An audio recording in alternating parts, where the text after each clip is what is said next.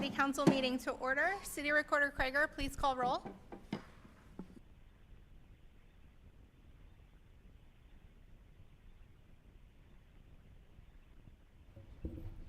Councillor Gadusi. Present. Councillor Hu. Here. Councillor Robbins. Here. Councillor Slack. Here. Councillor Shaw. Here. Council President Wolf. Here. Youth Councillor Manini. Here.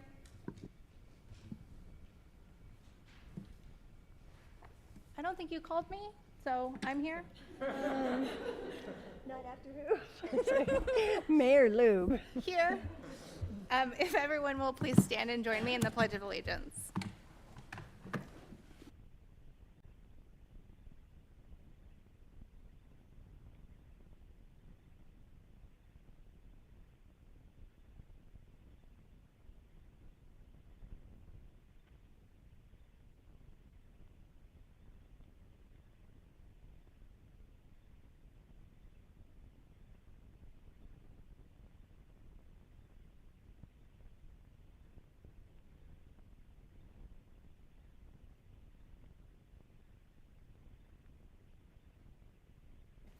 Thank you, everyone.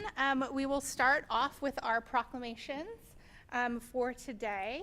And April 22nd is Earth Day, and we have members of our Climate Action Tigard to be here to accept the proclamation. And we have Sean Martinez. Would you like to come up and say something about Earth Day?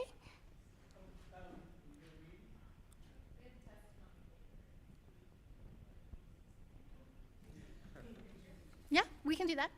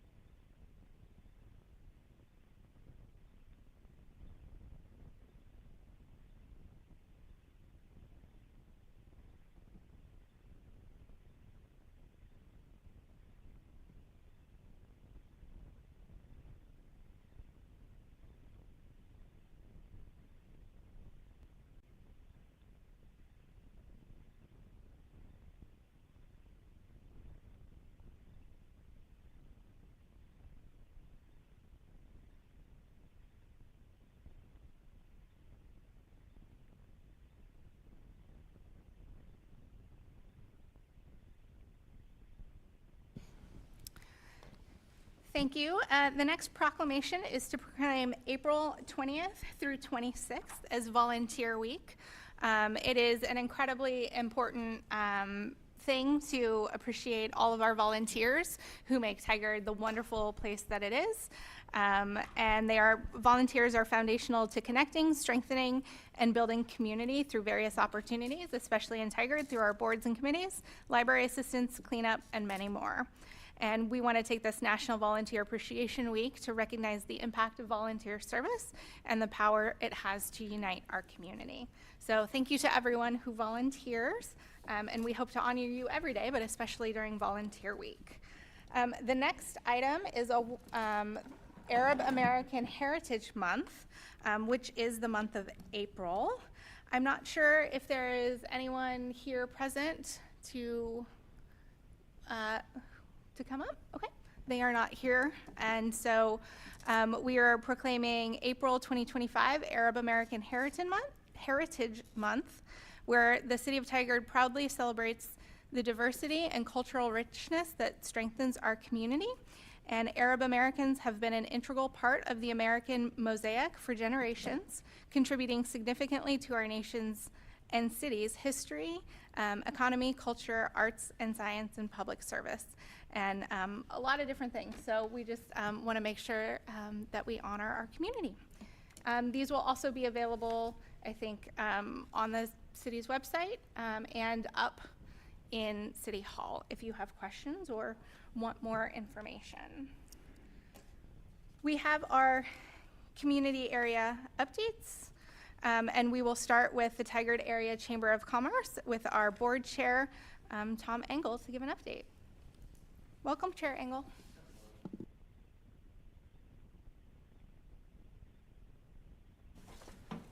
Start off with a brief public service announcement. It's not a good idea to go to the post office on tax day. I was reminded of that today. All right, so a few things to highlight from the update that we have submitted into the record. We're halfway through this session of the legislature at the state level. Tigard Chamber is encouraging everyone to pay attention and participate in the legislative process by contacting a local legislator about any unfriendly business legislation that will impact negatively our community. We do, as a business community, pour millions of dollars into our local economy. We would encourage you to support them when they need it most. We're not the chamber that jumps up and down, but we will, in our firm but polite Tigard way, continue to let our representatives know how we feel about things. Leadership Tigard gathered for Leadership Skills and Tools Day. We heard from Mayor Lube, who seems to be everywhere, which is really good. Thank you very much. Tigard Chamber CEO Megan DeSalvo, Kate Ristow, who is the Executive Director of Willamette Writers, on their leadership experience and what they've learned over the last decade. We thank them all for their time and their energy to help make that program strong. Talked about Government Affairs Committee. If you're interested, we do have an online format. On the 21st, the Chamber is hosting a business listening session with Congresswoman Andrea Salinas. If anyone is interested in attending, please contact the Chamber office so that we can see about making arrangements for you to attend. Again, we do continue to advocate for business-friendly legislation, and please keep an eye on our social media as well. The farmers market doing very well before we even start accepting sponsorships for the 2025 season. Please visit the website. Opening day is May 4th. Final call for tickets, 51st Annual Shining Stars. For those of you who haven't been, I lovingly call it community therapy because it reminds you of what's right in our community. So please, if you haven't been, go, and if you have been, come back. We would love to see you. Our Ambassador of the Year, Allison Hancock with Breast Friends, and our Business of the Year is that small boutique called Washington Square Mall over yonder. All right, just a reminder, Good Morning Tigard, networking and visibility, 60 plus attendees. If you just want to get a good snapshot of the types of businesses in the business community in Tigard, swing on by. You're welcome to come by. We would love to have you. Upcoming education events, ribbon cuttings, some of the highlights, Habitat for Humanity. I'm going to miss that one, unfortunately, but those folks do an amazing job. They have one in my local community, and the amount of goods they can basically recycle and sell to help people build homes is amazing, and I am thrilled that they are in Tigard. Shining Stars, we mentioned that, the opening day at the farmers market, and also if you want to just get up to speed, keep up on social media. We keep some fairly regular updates out there as well. Any questions? I don't think so. Okay, Thank you so much, Mr. Engel. Our next community update is from our Tigard High School envoy, Maddie Vogel. Welcome, Maddie.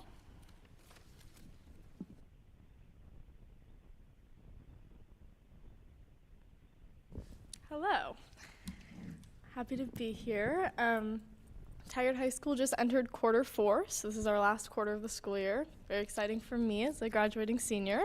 We wrapped up quarter 3, we had midterms, things like that. Just as a reminder, for our Tigard High School vision for student success, all students will be choice ready. Very important as we go towards the end of the school year, working with our mentors and our student career center, things like that. We're just really making sure every student feels prepared for life after high school. Working with our school motto, we care, we seek knowledge, and we never give up. We're looking to implement this even through into next year, which obviously I won't be there, but I'm hoping to see it go through because that was something we started this year. So we've had a lot going on these last few weeks. The spring's very busy. It's always busy at Tigard, but the spring's really busy, especially. Advanced Leadership has picked a whole new officer team, so we've been doing interviews, things like that. Seems boring now, but very helpful to have things ready to go for the spring so that the summer can be kind of a time period that we have everybody is off, and then the fall will start. I'm going to go ahead and just start with grade levels. So seniors have a lot going on. Senior slideshow, which is like a slideshow we show at our senior breakfast happening, graduation on June 6th, our last day on June 4th, and all-night grad party. We aren't doing Senior Assassin, but somehow Senior Assassin's happening, so not affiliated with the school, but that's happening. And then juniors are doing proms, that's on May 3rd, themed Golden Hour, happening in Hillsborough. And then sophomores are doing prom coat check, as well as a multicultural night planning session. And then freshmen are outreaching to middle schools, which is the first time we've been able to do that. So I'm very excited that we are getting some direct contacts with our middle schools. Also, freshmen and sophomores, this is really exciting. So we have been big on, freshmen and sophomores have been big on implementing our school fight song, which I don't think anybody knows. And honestly, I don't think I know, only because I was on the dance team, I know like some of it. So we're getting a fight song banner in our gym. That was something that we've worked on, and I'm very excited. So if you guys go to a basketball game this next winter, you'll see it. We're also doing a leadership corner in our media guides. So every season of sports, starting with fall, we do media guides with the company FSM Media, and we're going to start doing a leadership corner in them. So there's lots of people that pay to have advertisements in there, but they're actually giving us a page that we can have dedicated to an article written by leadership students so that everybody can see what's going on. Leadership events coming from our committees. Activities is doing a class picnic. We always do that. And then Assemblies is doing prom assembly. It's probably my favorite, and I would say everybody's of the year. Has a big senior incentive. Somebody's going to win the class points and get a Jamba truck. I couldn't guess what grade level it's going to be, but one of the grades is. And we're also doing senior superlatives. And then communications is doing new chalkboards, and we have a Tigerton account. Internal club committee is doing new club contact information. HR, which is human rights, is doing working with multicultural night and affinity groups. And then Spirit is spring sports and spike ball on the 10th. So if anybody's good at spike ball, we're having a spike ball competition on the 10th. And then as for sports, spring sports in full swing. Baseball, softball, both have started off strong start to the season. Wins, some losses, but they're all starting league games this week. So big Oregon City game for softball on Friday at home with the nice weather if anybody wants to come. Baseball plays Lake Oswego this week. Girls and boys tennis have had matches consistently, at least twice a week, doing really well. Boys and girls golf have had the Three Rivers League matches as well at all the country clubs around. And then volleyball, boys volleyball. So this is a new sport introduced to OSAA this spring. So we've had a really strong team, and that's really exciting. And track went to Eugene at the Oregon Relays and is hoping to bring back many state qualifiers in May. And just thought I would mention, this is not a spring sport, but Tigerettes won nationals for their prom. So that's really exciting. That was a big deal. And Arts and Affinities roundtable meetings are happening, mostly focused on multicultural night. So I've mentioned that a few times now. Multicultural night is next Wednesday, I believe 5 to 8 in our commons. My favorite event, I love it. I will be there, so I recommend everybody going. And then as for arts, the Kids Spring Musical, which is Alice in Wonderland, is happening last weekend in May, I believe, as well as our IB Art Seminar had a gallery walk through these last few weeks with their art creations. It was really beautiful. And Service Club and NHS are wrapping up for the year. NHS had over 90 applicants for next year, so that makes me happy. That's National Honor Society, sorry, I should probably not abbreviate it the whole time. And yeah, lots of service happening even through the end of the year. We are very service focused, which I like. NHS award ceremony is on the 13th of May. Anybody can be there. It kind of highlights what the school's done for service over the last year. I say that's it, but it was busy, so that's it. I'm happy to answer any questions. Thank you. Are there any questions? Yeah. Thank you, Mayor. Maddie, I have always loved, and I can't remember if it's the motto or the mission around being choice ready. And I just think that's a perfect message. And what I'm curious about is for seniors, are you all thinking of surveying? How do you feel as you exit being choice ready? What helped you along the way or what didn't? It just seems like it would be really very interesting data for the school to have. I mean, you all will be exiting, but I think there might be an opportunity to learn from that. So I was just curious if you're going to do any follow-up from that. Yeah, totally. That's a great question and something that I talk about with our principal just because that's been something we've worked on in the last few years to see how students feel. And we actually talked about that today at our senior meeting. We filled out kind of a post-graduation form, just what you're planning to do. Do you feel like you were guided through that, whatever your choice was? And then just some more information, fun like scholarships you've earned or like trades you're entering, apprenticeships, colleges, I mean, whatever that looks like. So yeah, I think they're definitely looking to get some more concrete data on that. Yeah, and through our mentorship program in our career center. Yeah. Thank you. Anyone else? Yeah, Counselor Robbins? Yeah. Thank you. Thank you.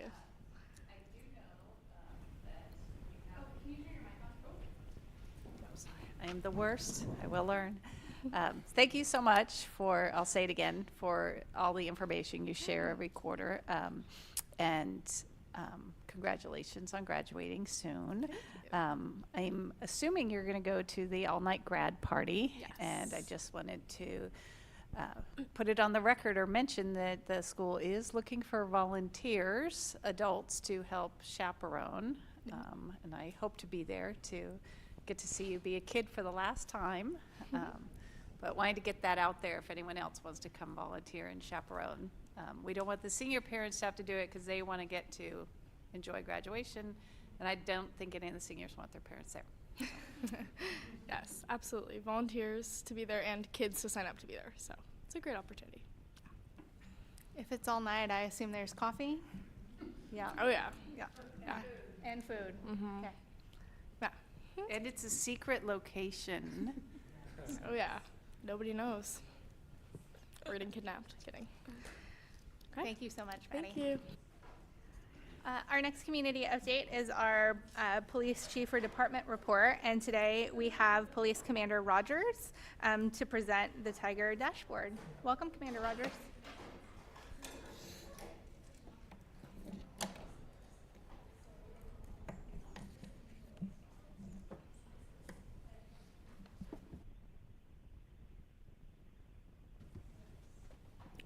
Good evening, Mayor. Good evening, councilors. I'm Bob Rogers. I'm the Services Commander for the Police Department, and on behalf of Jamie McDonald, who is not here, he'll be here tomorrow. He wanted me to cover the Community Tiger Police Department Strategic Dashboard. I'm presuming you guys all got a copy of that in your packets, so you've surveyed it. There were a couple questions from some councilors. We'll be prepared to answer them at the end. Wanted to cover a couple things from our side. You'll notice inside of the last month, March, we ended up having a rise in thefts and some organized retail crimes. It's interesting because after talking to our crime analyst, Gayla Christopher, what we saw is intuitive because we're doing more organized retail crime, grant-based, forward-facing missions, going out and doing actual blitzes. We would see a rise in the statistics, but also she said the awareness. There's a synergy that happens when you end up having the district attorney's office, law enforcement officers, and loss prevention officers actually becoming more aware and adept at what they're doing. So you're seeing a rise because they're just better at doing what they're doing, which is detecting shoplifting that's going on and also having real cases being brought forward in that regard. So the LPOs are working really hard. That's Home Depot, Lowe's, all the mall. Different loss prevention officers are just getting better at what they're doing and working with the community law enforcement aspects, whether it's the district attorney's office or the police department. And that's occurring in Beaverton, Portland, all throughout the area. So shoplifters are really being identified, and roaming groups that are putting this together are being seen quicker by the teams that are out there doing it. So you may see a rise in statistics, and that's obviously we had 179, which is a rise, significant rise. Part of that's because of the missions, but also because, as I said, we're just getting better at it. Some of the missions we've been doing, not only in the Portland area, our CCU, great unit. You guys are familiar with their reputation. They've been working not only in Beaverton, but also in Portland, helping them get better at what they're doing. So all those teams are working closer together. One thing we have noticed on the rise has been drug offenses as well. We're starting to see different variables, different types of narcotics that are being present, ones that haven't been around for a while. One of note was cocaine use and cocaine possession, which has it's been dormant for a long period of time. We're seeing more of that. Although we do still have a trend of fentanyl being mixed in with some of that stuff. So pretty terrifying, some of the narcotics that are out there. Staffing impacts, you're seeing some of those statistics showing response times beginning to rise again. We're up above 7 minutes, approaching 8 on a priority 1 or 2 call. That's not acceptable for us. But staffing tends to draw that as well. And we don't want to go to the easy, pardon the phrase, but the cop-out that we end up saying it's just because we don't have enough officers out on the road. But that has been sliding, so we're working on that. And it's pretty clear that going forward in our budget, our professed goal is around 6 minute for priority 1 calls. That's a good nationwide standard based on a city of our size, and 7 approaching 8 is pretty slow. One thing we wanted to address after talking to our traffic safety team also, Sergeant Doty leads our motor officer and also the CSO and the community impact officers, problem-oriented policing officers, the ones you're seeing on bicycles when it's great weather, they're out there riding all over the place. One thing we're noticing is that because of the road surface work that's being done on 217 and on Hall, there's a lot of folks that are going into neighborhoods using different types of GPS systems that we all use. My wife brought me lunch today and I watched how she came and I'm like, why would you go that way? Well, it's because the system told her to do that. So at the end of the day, folks are following those systems and they're taking them through neighborhoods that they wouldn't normally go through. So the community is going to see a lot of driving through neighborhoods, and that's also added up upon, we've gone forward with some speed reduction efforts within our community. It makes it double hard when we're working on filling some motor officer positions. Those are the best ways to get out there is to use motor officers, but both of our speed detection trailers have been deployed. And if I was going to encourage the community at all right now is we have a traffic safety app on our website where if you see an area or you notice something that's bothering you, let us know. We don't have as many officers out, the traffic officers out looking for those things. And after talking to Sergeant Doty today and one of the motor officers, he was saying we really don't have an area that has more crashes than others that we can focus on. But the construction zones, it's crucial when people are working in the construction zones and the fact that they're being worked on anyways, they're not as designed. People need to adhere to those locations and slow down as best they can. So if you're seeing people in your neighborhoods and it's causing some type of distress, please go to our website. I can give it to you if you need it. It's easy to find the traffic safety buttons on there. There's actually a concern. You click on it. It's easy to fill. And he gets those and deploys the radar trailers out so we can go ahead and at least do some type of visible deterrent. And then we also have other things he can keep track of. One last thing I will tell you as far as the update for March. The chief talked in February about encouraging folks to take photos of personal property within your home. Specifically, it was jewelry at that time. After talking to our crime analyst, she reminded me that different groups have been coming into town. That's not something that's gone away. And even though it makes good insurance sense to go around your home and take photos of high-value things, even a quick video would help out later for us to be able to assist in recovering property and being able to identify the owner. So I highly encourage folks to do that. Can't say it enough. If you have those records and you put it on a thumb drive, put it somewhere safe, it's going to make all the difference in the world for us being able to recover property. And I'm open for any questions you guys may have that have to do with the dashboard or anything else that's on your mind. Thank you.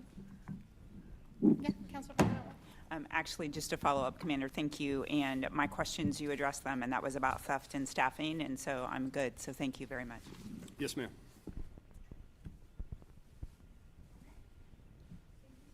You bet. The next item on our agenda is council liaison reports. Would anyone like to kick us off? Councilor Gadusi? Thank you, Mary Lou. For the library board, because we're going to have the joint meeting shortly, I'm just going to defer to that. So I'm just going to talk about PRAB, the Parks and Rec Advisory Board. You'll notice in the budget there was a slight bump in some of the requested funding, both with rec and utilities. For rec specifically, it was because they had the increased offering, so you'll notice that in the budgets that we recently got in terms of the requested amounts. If you look on their social media page, you'll notice the Public Works report cards. We've been doing great. We've already gotten a lot of the discussions about the road quality and that sort of thing. So that 80 is phenomenal for a city of our size. And for those of you that don't know, there is the egg hunt this Saturday at Cook Park, and I will be there, and you should too. It'll be so much fun. Councilor Slack? Thank you. It's been pretty slow as far as board and committee meetings have been for me. I think the last planning commission meeting I had was in February. The next one is in May. So hopefully some good updates there. That said, Councilor Hu and I did attend a meeting on April 7th of the TIF grant subcommittee where we reviewed our first applicant as our body is currently constituted, which was quite an exciting experience. Thank you. Council President? Yeah, I too, at this point, don't have any to report. I will be attending the board meeting for the West Side Economic Alliance tomorrow, and then attending their policy conference on Thursday. So, Youth Councilor? So TIAC has been doing a few things recently.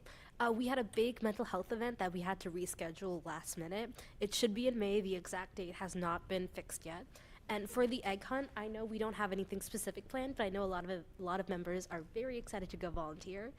And at the last meeting, there's absolutely nothing set in stone, but there was a lot of interest in considering making a pride float, perhaps like TIAC teams or to help with recruitment. And everyone is excited for the NLC recap meeting with council in a few weeks. Thank you. Councilor Hu? Thank you, Mayor. So I attended the Town Center Advisory Commission meeting on April 9th, and the commission provided a quarterly update for their strategic plan report card. And quickly, they have three main areas of emphasis. First one is equitable business development. They mentioned approval of few grant, TIF grant, and Councilor Schlack just mentioned one of them just got approved last week, or being considered last week. And the staff have already selected new launchpad vendors for the Universal Plaza, so I'm excited to see what's to come there.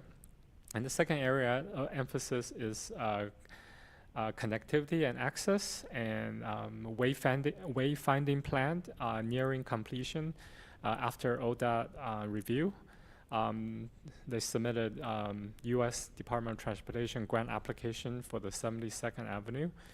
10% design for 72nd Avenue is nearly complete, and also Hall Boulevard transfers being considered at the state legislature currently. And the third area emphasis is housing and shelter. And we all know we attended the Just Compassion Resource Center opening. The Reach Dartmouth crossing north is nearly complete. The CPAS Woodland Hearts started construction. And the Family Promises a bridge to home interior model is currently underway.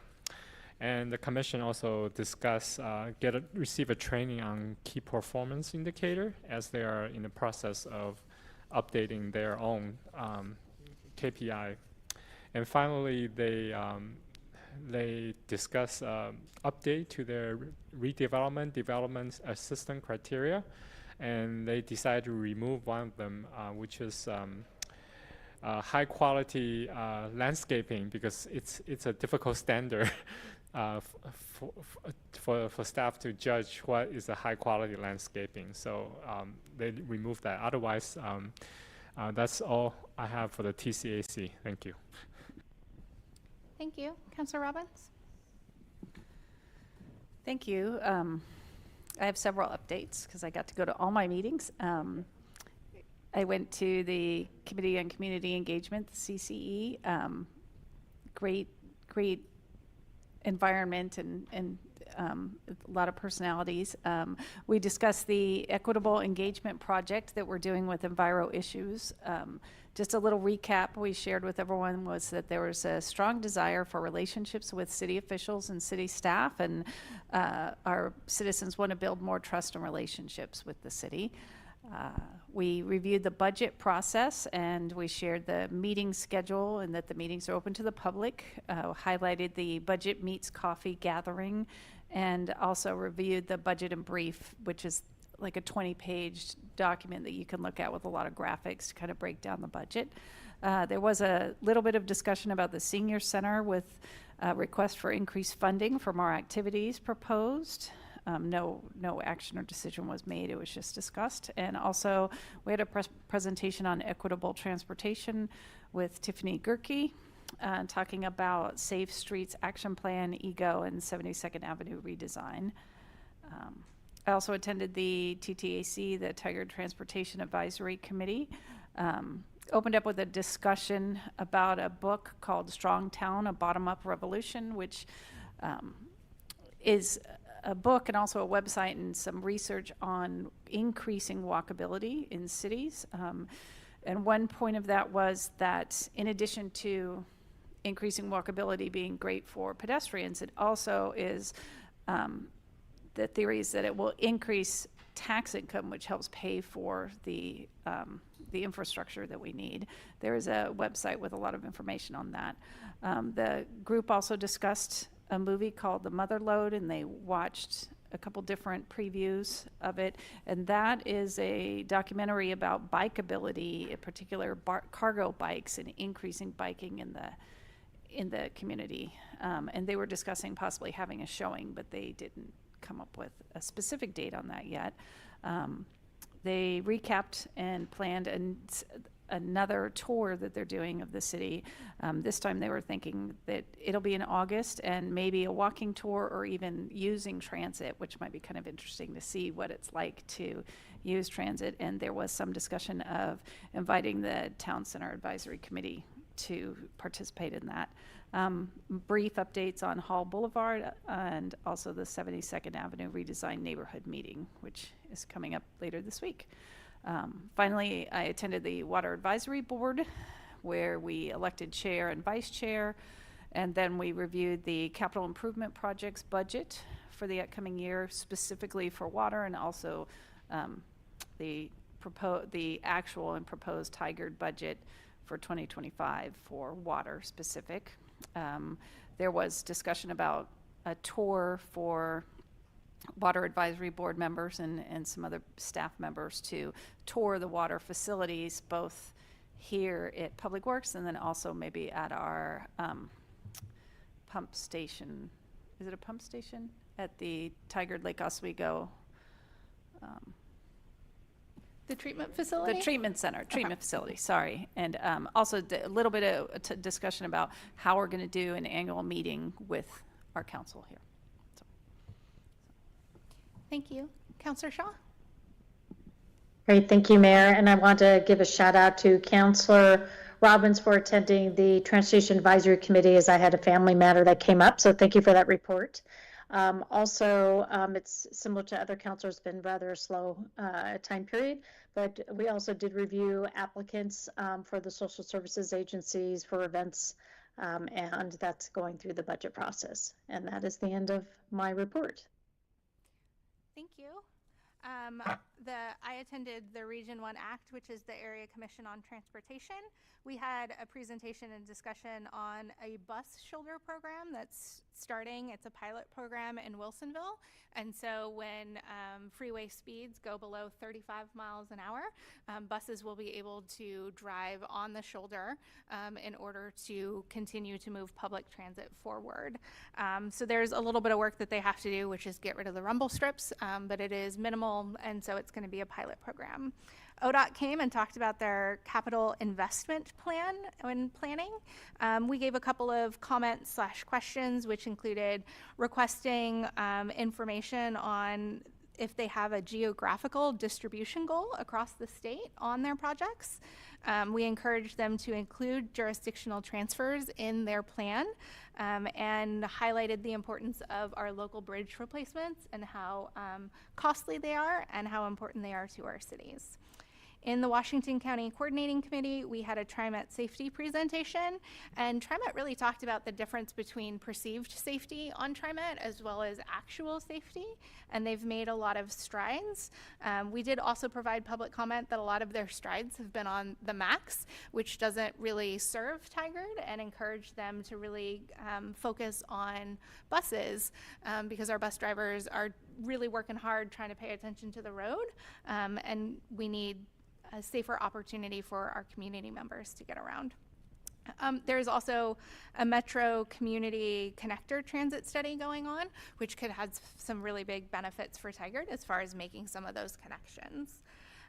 In our meeting where we talked with the chair of Washington County, the last time we talked about the library potential WCCLS levy. This time we talked about the potential police or public safety levy for the county and what that means, and it was just a general discussion. On Thursday, there's going to be the JPACT meeting, and really what impacts Tigard is there's going to be a public hearing on the RFFA grants for the first round. If you don't know, there is a public comment period going on right now, and Tigard has a bridge replacement in that public comment. So if you have a moment and can go out there and support the project, that would be great. And then just the Metropolitan Mayors Consortium and the League of Oregon Cities, we're just continuing to track the legislative session and providing feedback where we can on bills that we either approve or oppose based on Tigard's interests. Does anyone have any questions about anything they heard? Okay, excellent. We will move on to the next item, which is public comment. Those wishing to provide public comment by phone or video, please call in now to get into the queue or log in. The phone number to call is 503-966-4101. Anyone present wishing to comment should sign up at the public comment form at the entrance of the room if you haven't already. We did not receive any written public comment by noon yesterday. We do have 2 people signed up in person. When I call your name, please come up and turn on one of the microphones. Let us know your name and what city you live in. You will have 2 minutes to provide public comment to us. It's not a dialogue, but an opportunity for you to let us know what your thoughts are. So the first name I have is Rafael Palacios. Welcome.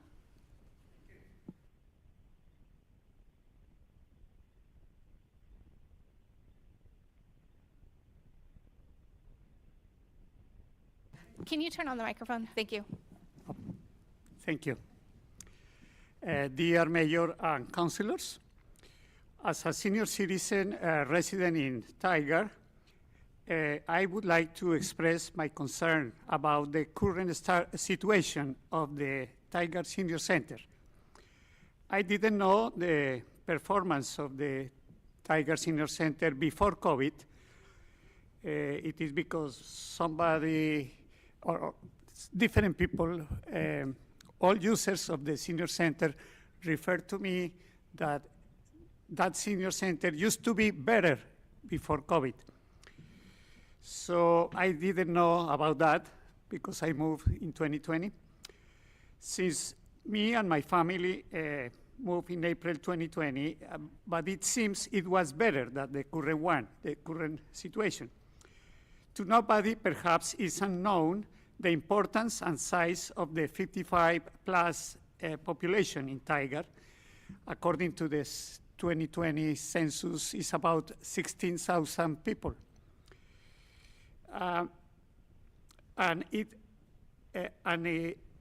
The increased demand for health, learning, and entertaining services. With the help and support from several Tigard residents, we are preparing, researching about near senior centers like Tualatin, Sherwood, Lake Oswego, about those senior centers and the services that they provide. The idea is to prepare a case and a proposal to be presented to the City Council by next month. I hope, or I am planning to participate in the budget process at the end of this month and next month, just to see an opportunity to include some support for the Tigard Senior Center. At this time, there is no staff from the city directing or supervising or helping to run that senior center. All of the staff is paid by Meals on Wheels, but it's an external entity. They are not properly the owner of that center, And the community feels like the senior center is kind of orphan from the city support. So looking forward to the budget preparation, I would be looking for an opportunity to include some resources, or at least a part-time staff, to get better programs, more support, and compared to the near cities, we are in disadvantage of them. Mr. Palacios, I'm going to ask you to wrap up, please. Thank you. Thanks for your attention. Sorry. That's okay. Thank you so much. The next individual signed up is Patty Lofgren. Welcome, Patty.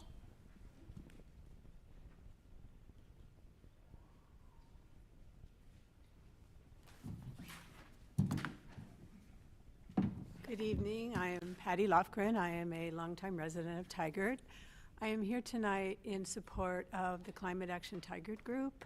I was a member of Climate Action Tigard since its inception, but I've had the honor of being placed on the Town Center Advisory Commission, which has disallowed me from attending most of the Climate Action Tigard meetings.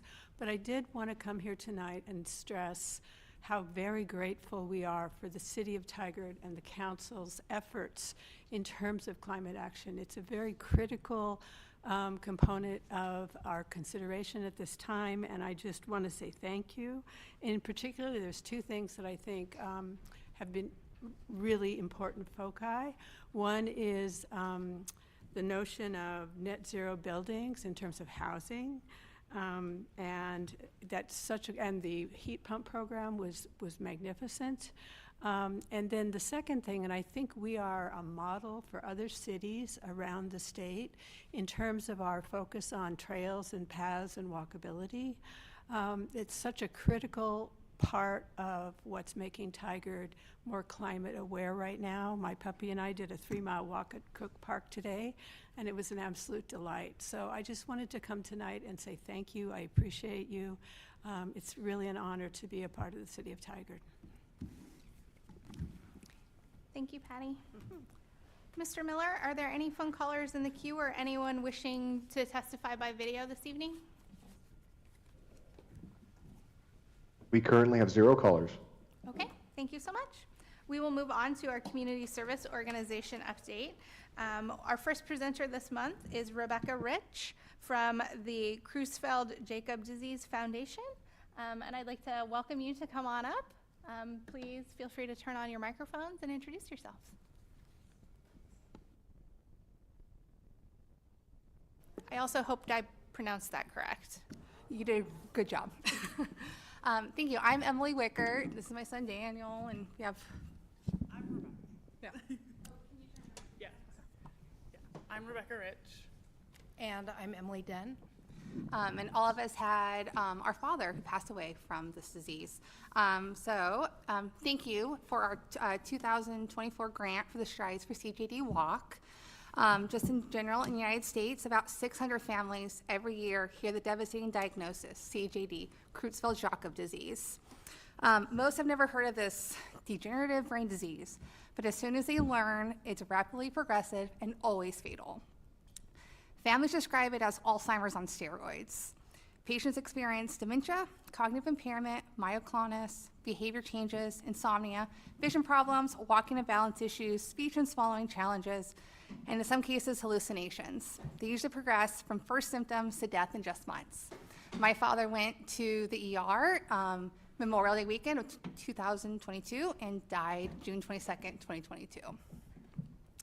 The mission of the Creutzfeldt-Jakob Disease Foundation is to support families affected by prion disease, raise awareness, and support medical education and research.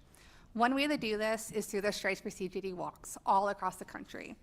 The money raised from our last year's walk went to many services, including grants from many researchers, family support, including a helpline, support groups, and teleconference series, education for families, caregivers, medical professionals, and funeral professionals, advocacy for our political representation, I can't say the word today, political, and collaboration with scientists, clinicians, medical centers, health authorities, and other organizations.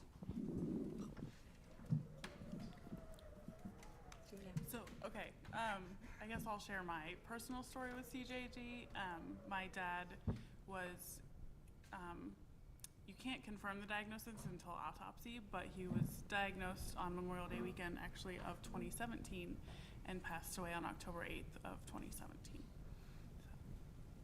And I'm a Tigard resident. I'm also a Tigard business owner. I should meet all of you, but I haven't yet. So yeah, that's why I'm here tonight, and I appreciate the grant that supported our event last year. As they both mentioned, we all lost our fathers. Similarly, my dad was on the roof of his house, healthy, and in January of 2020, had a slight limp in February of 2020, went into the hospital in March, and died in April of CJD.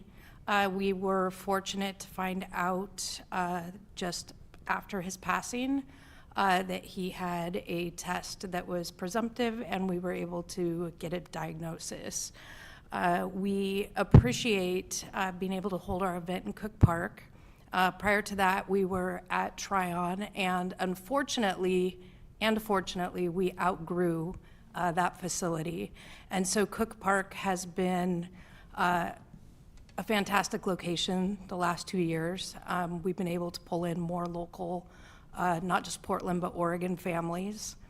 Strides last year across the country raised almost $700,000 for the CJD Foundation, which is recognized for the percentage of their funds that go to directly support families and research.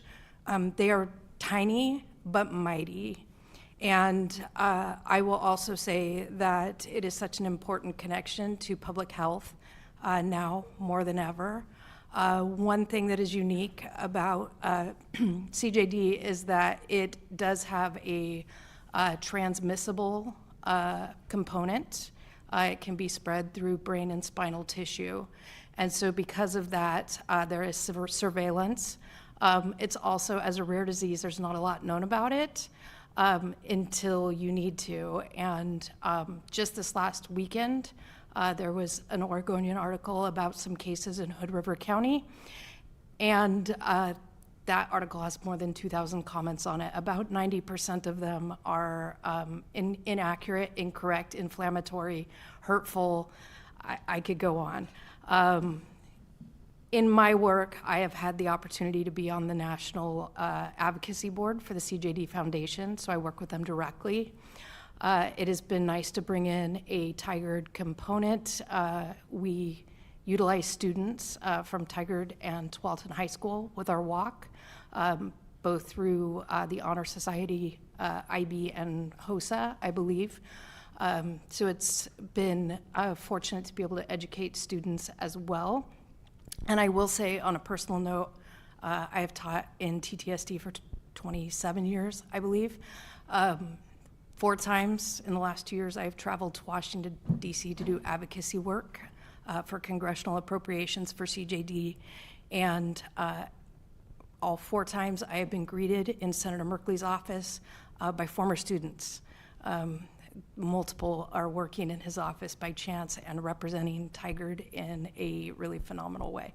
So I appreciate the opportunity to share strides with Tigard to increase public awareness and public health, and really advocate not just in that setting but here and about the importance of public health and being able to create a sense of confidence in public health to support people in need. So thank you. Thank you so much for sharing your personal stories with us. I don't know about other counselors, but until this presentation, I did not know that this existed. So this is a perfect opportunity to help spread information and the word about it. Does anyone have any questions or comments? Yeah. So, as I had the benefit of serving on the Social Services Committee last year and remember very clearly those conversations or presentation, and then I too saw the Oregonian article and disappointed that that's the response. And I couldn't help myself but just to thank you all, but in particular, thank Emily for all she's doing to impact our children and making a difference. So thank you. Councilor Robbins? Thank you. Thank you for sharing your stories. I know it's difficult to share that over and over again, but it really humanizes this horrible disease that's kind of sneaks up on you. Just a quick question of when is the walk? Oh, yes. This year it is on Saturday, October 11th. Saturday, October 11th. Yes, and Thank we you. will begin at 11 a.m.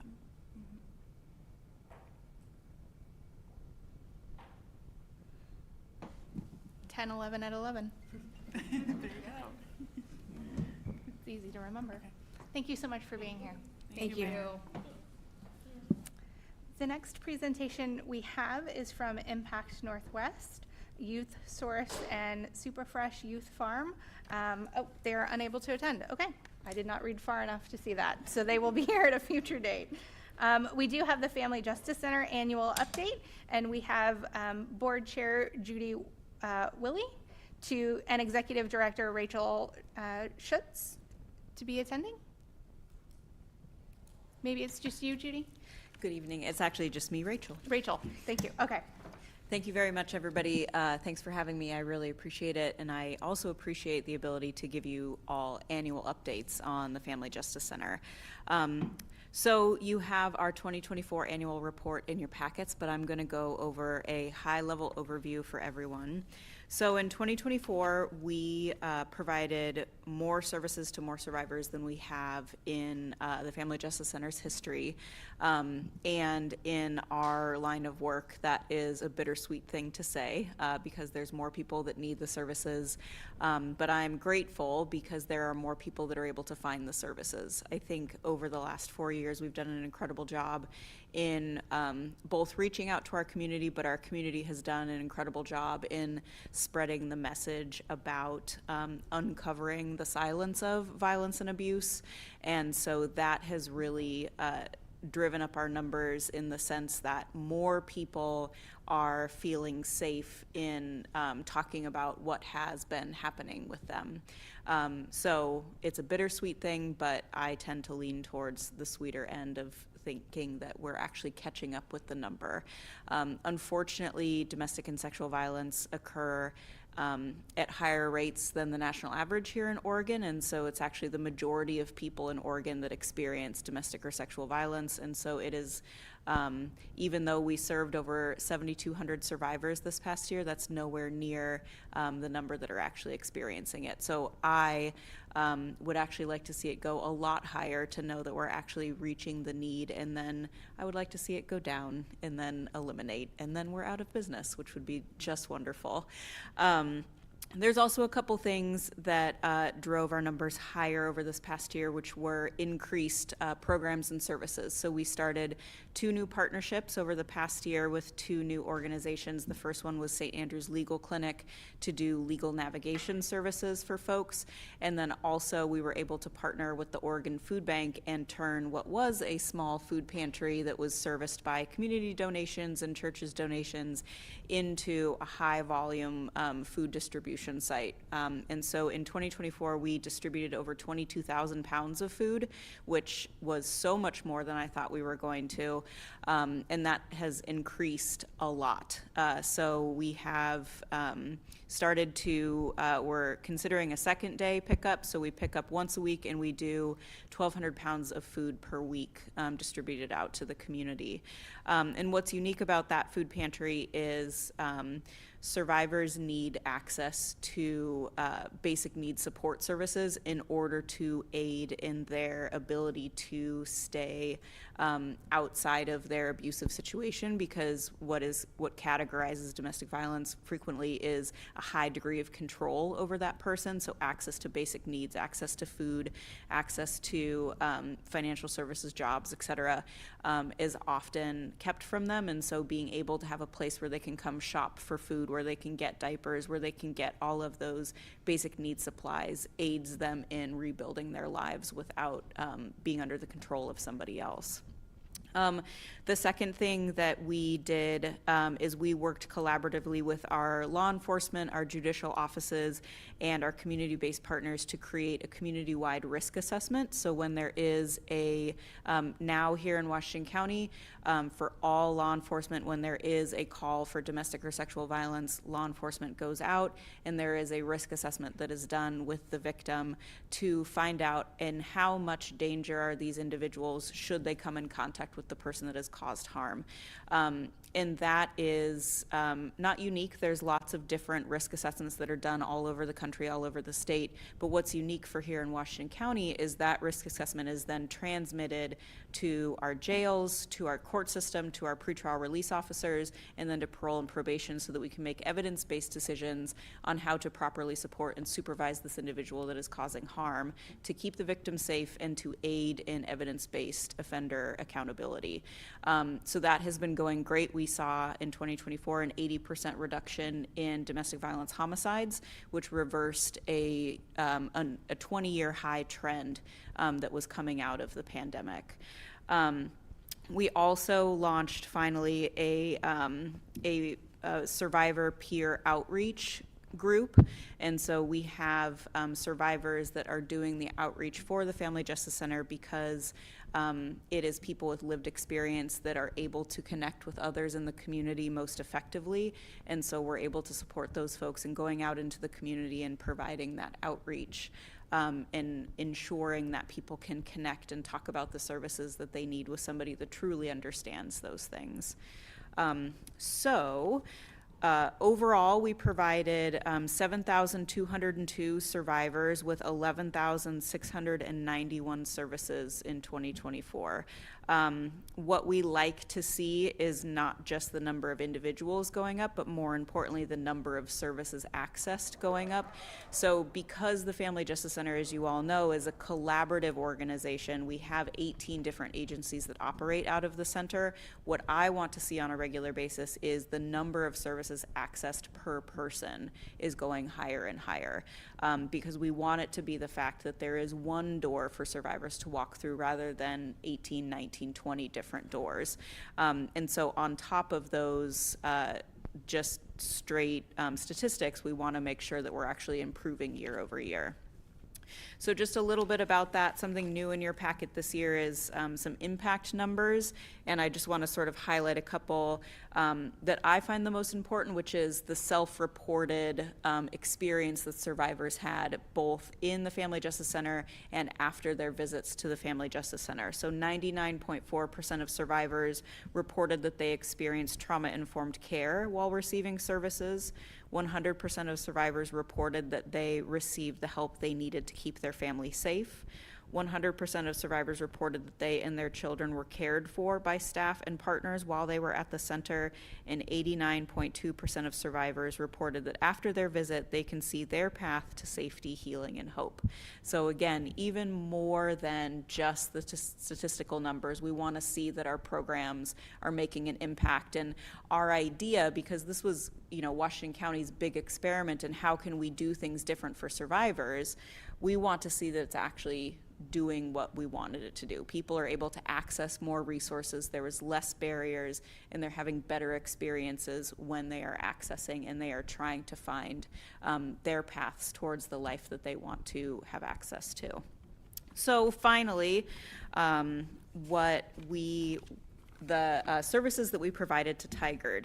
So Tigard always has our third highest access, and I really love that. And going back to what I said, even though we don't like to hear that Tigard has, huge numbers represented in the Family Justice Center.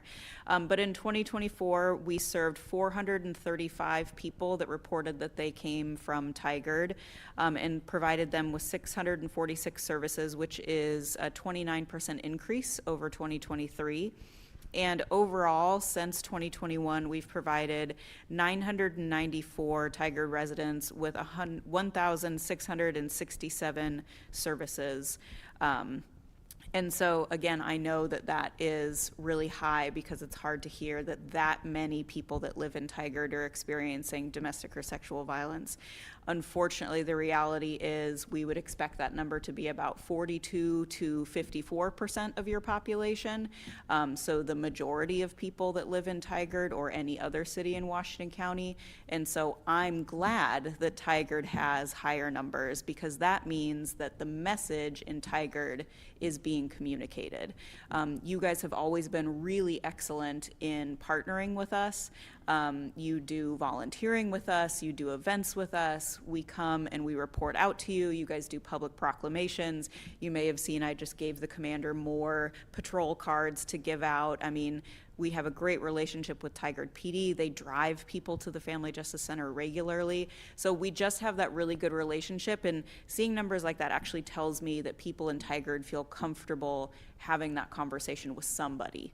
And that makes a really big difference. The first people that survivors want to talk to is somebody in their community, and their trajectory through services hinges on that first initial contact. Who did they tell their story to? And so the more people in Tigard that understand how to support survivors, that believe that violence and abuse happens at all, which is still something that we're working on helping people understand, that makes a huge difference in how they ultimately recover and if this becomes a generational cycle for them. So I would love to answer any questions that the council may have, but that's just an overview of our report. Thank you for being here and reporting out. Questions? Yeah, Councillor Hu? Thank you so much for being here. You're welcome. I'm just curious, have you observed any difference that current immigrant communities feeling right now? How they're dealing with domestic violence? Yeah, that's a great question. So we saw a precipitous drop in access to resources in January. On the day after the inauguration, unfortunately, we saw less than half of the number that we had seen the previous day. And all through January, our numbers trickled down to only, there was a few days when we saw only 2 to 3 people that were coming in. We've kept an eye on that, and we've been working with our culturally specific populations, our culturally specific organization partners. Understandably, when we were working with them, getting information about this was not the priority, because it was not the priority in the community. The community's priorities were, how can I keep me and my family safe in this environment right now? And then I can worry about what might be going on otherwise. So we saw a really big chilling effect in reaching out for resources. We tried to get out in front of it, and it seems that the populations have, or the population numbers have gone back up. But we are still concerned about that, because anytime there are barriers, whether they're local barriers or they're federal barriers, national barriers, that has a really big impact on survivors. I'm concerned about what we will potentially see in the next year, the next 2 years. We know that when there's stress in communities, the rates of violence rise. So for instance, we track when we have big employers in Washington County that do big layoffs, because we actually see a spike in the number of people that are seeking services. In COVID, we saw a big reduction because people weren't able to leave their homes. And so anything where there's a suppression effect, we're going to be really concerned about what's the impact going to be on the next year to 3 years. You're welcome. I really wish we didn't need you. Me too. But thank you for everything that you do to work with our community and give them one place where they can get access to what they need. Yeah, thank you so much. Appreciate it. The next item on the agenda is the annual joint meeting with the library board. And we are going to let them know they are waiting outside, and so we're going to bring them in. Thank you, everybody, for being here today.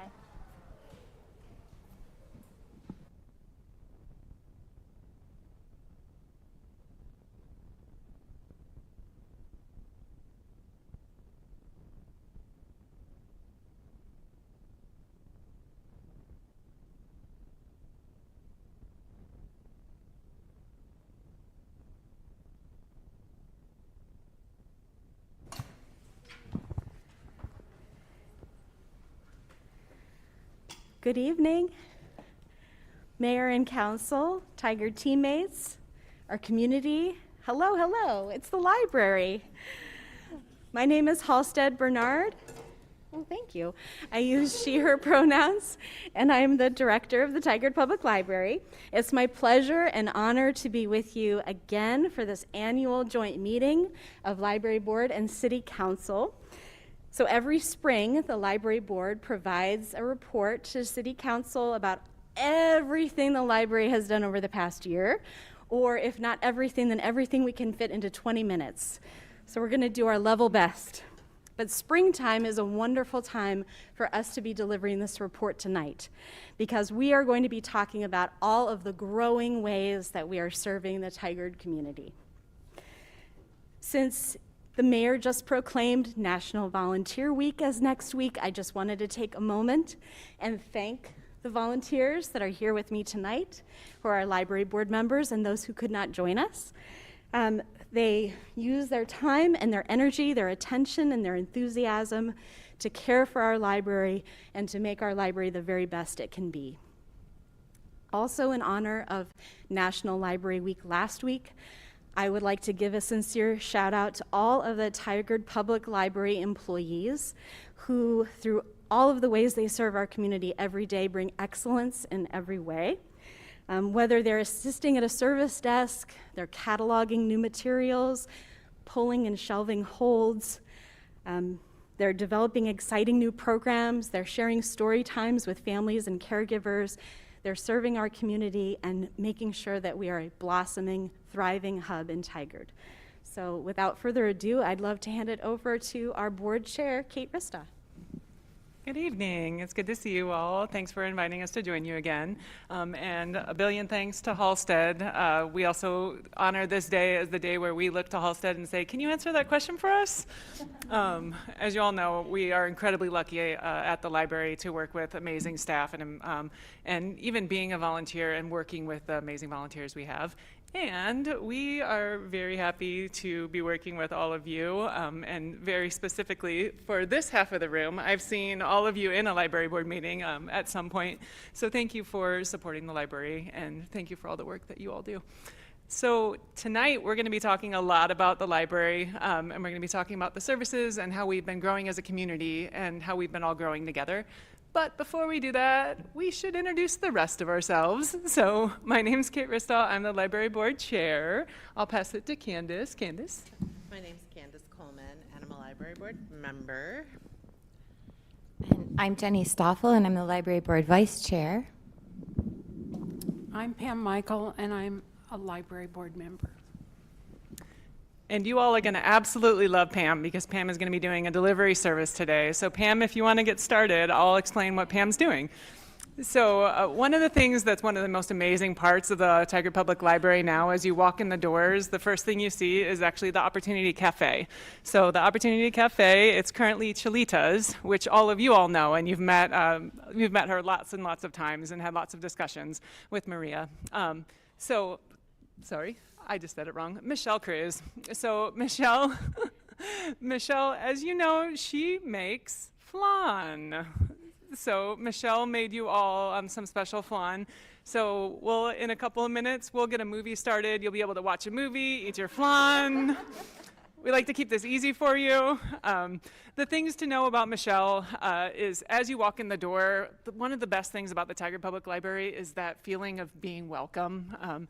And the business incubator was one way where we saw that space that was empty for a while, right? And some of you all might have remembered like when Sesame Donuts was in there.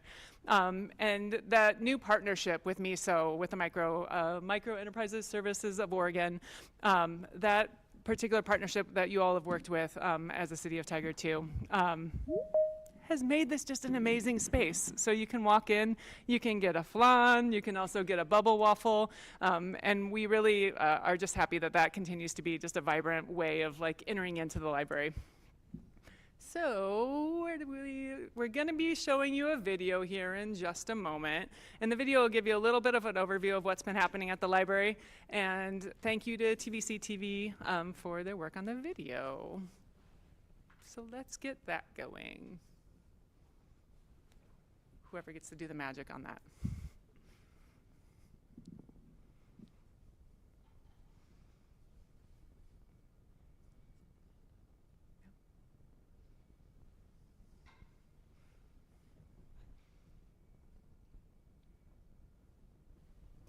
Mr. Miller, are you able to start the video? Perfect, thank you.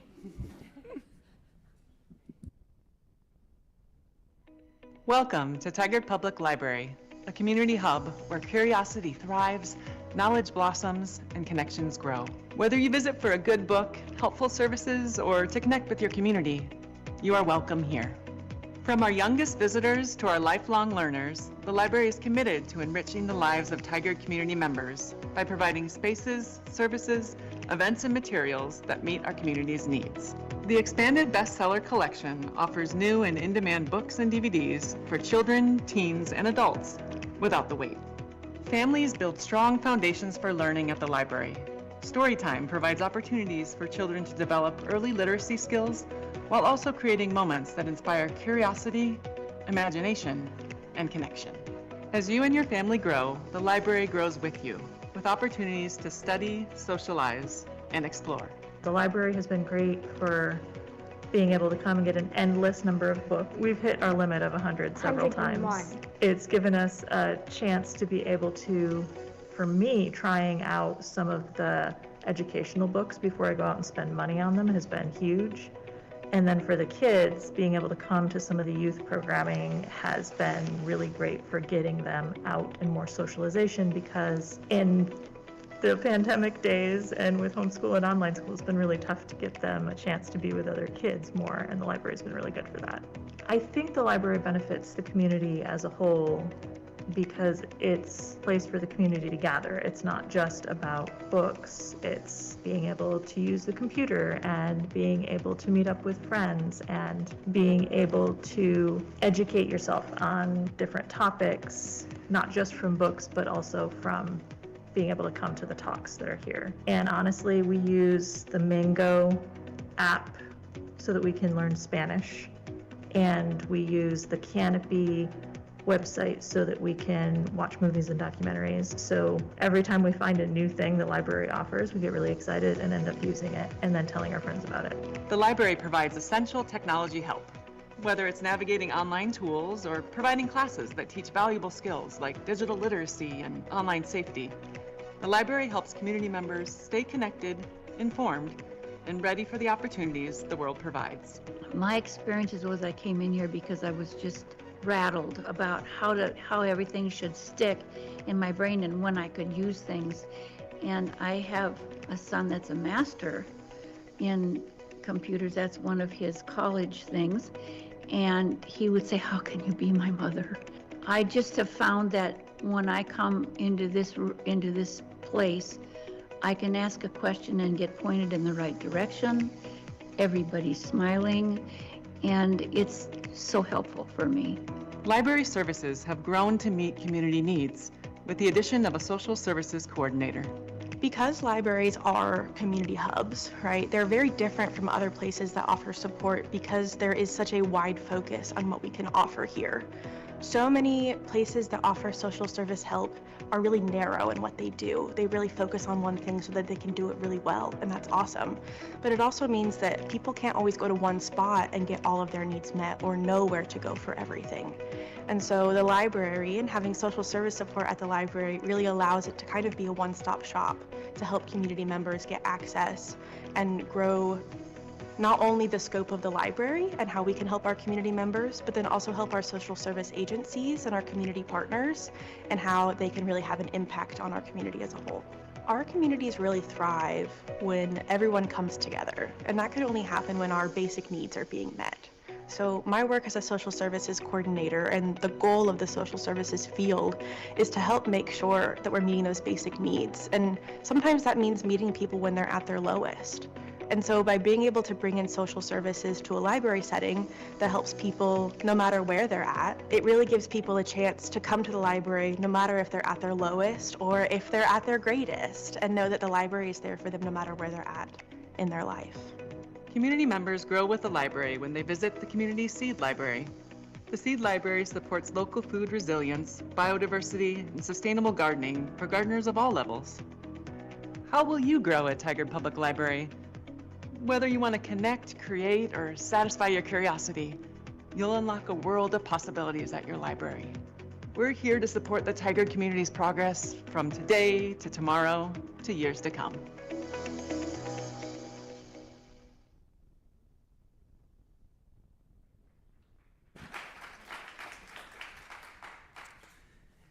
And I think that video perfectly shows the work and the real passion and power of the public library in Tigard. And a lot of that is due to the work that you all have been doing and the changes that we've seen over the last few years, particularly as we've gone through the pandemic and really focused on being a community hub, that community hub where everyone feels welcome. And you can see that in the video. And I loved seeing all the librarians working with patrons and just actually what it's like to go to the library. We'll get our PowerPoint going here in a second. So as we get the PowerPoint started, I think the other things that I would really point out is Jean Peliquin with our marketing is amazing. So communications and marketing at the library. So Jean worked on that with TVC TV. And one of the things that we talked about is all these great things that the library does, like being able to continue to share them and talk about them. So that video is also a way that you all can now go out and talk about the library in really easy, straightforward ways too. But we're not done. So we know that you love some numbers. So we're here for both numbers, and we're going to talk a little bit about how we've been growing with the library. And so let's get the next slide here.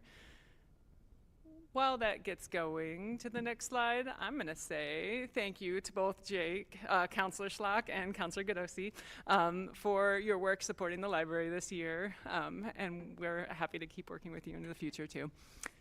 So we've been growing, and we continue to grow, and it's so amazing. And Mayor Lube, you've been here with us and saw how the Tigard Library Board went through the pandemic, and as we grew after the pandemic, and still going through all of these changes financially and as a community.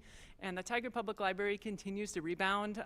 We went from 239,628 visitors, 5% increase over 2023. And almost 3,000 new library cards. So people are out there, they're using the library, they're coming in, they're getting books, they're getting DVDs, they're getting a whole bunch of other things that we're going to talk about. Next slide. And so some of those ways we're growing with the community, which is a lot of that is thanks to you all as well, where we've been working on getting those new library cards to TTSD students. So there's 869 new TTSD students that received their library cards.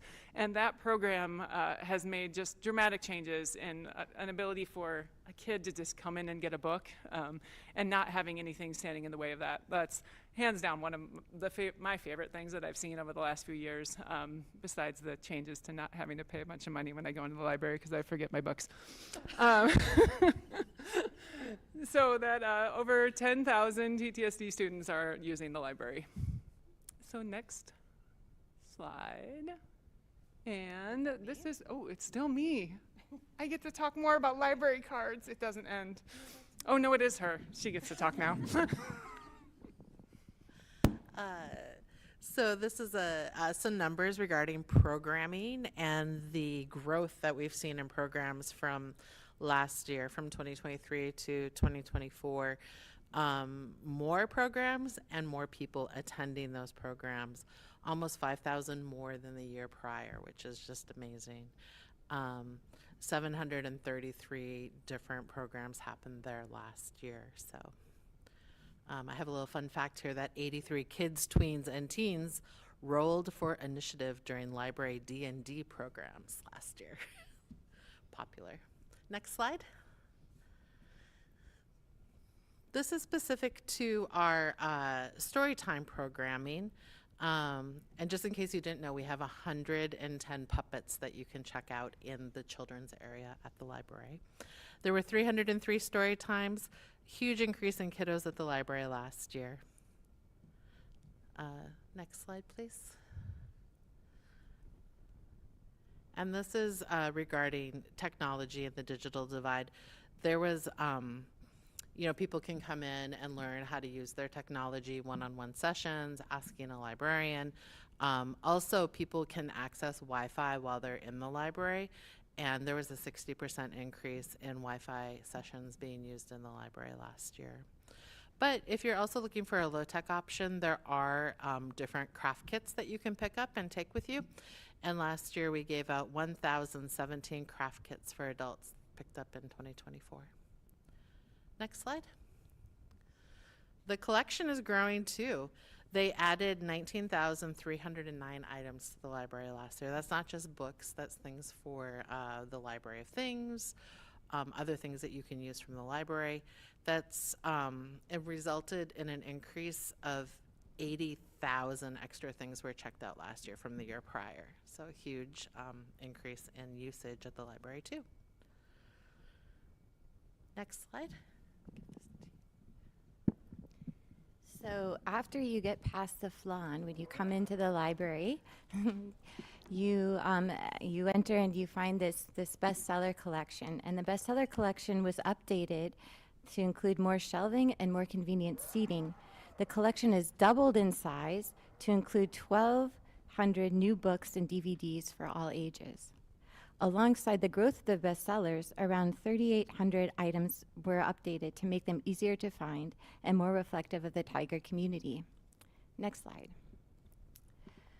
Books in Japanese were added to the World Language Collection, which now includes almost 22,000 items for all ages. In addition to more linguistic accessibility, the library's storage lockers, which make materials more physically available at all times of day, have really taken off. More than 5,000 items were picked up from the lockers in 2024. And next slide. 20 trees were planted in the field behind the library with the help of 27 volunteers and Friends of Trees. These trees, which include blue oak, ponderosa pine, and quaking aspen, were planted with a changing climate in mind. Their nuts and pine cones can be used to plant other trees of that variety in this area, which leads us to next slide. The Seed Library, which distributed almost 1,500 seed packets to 420 community members in the first 9 months. In addition to the seeds, the library teammates have recently cultivated caterpillars into painted lady butterflies, which are now hatching in the kids' library as they await release into somewhere like the library's native garden.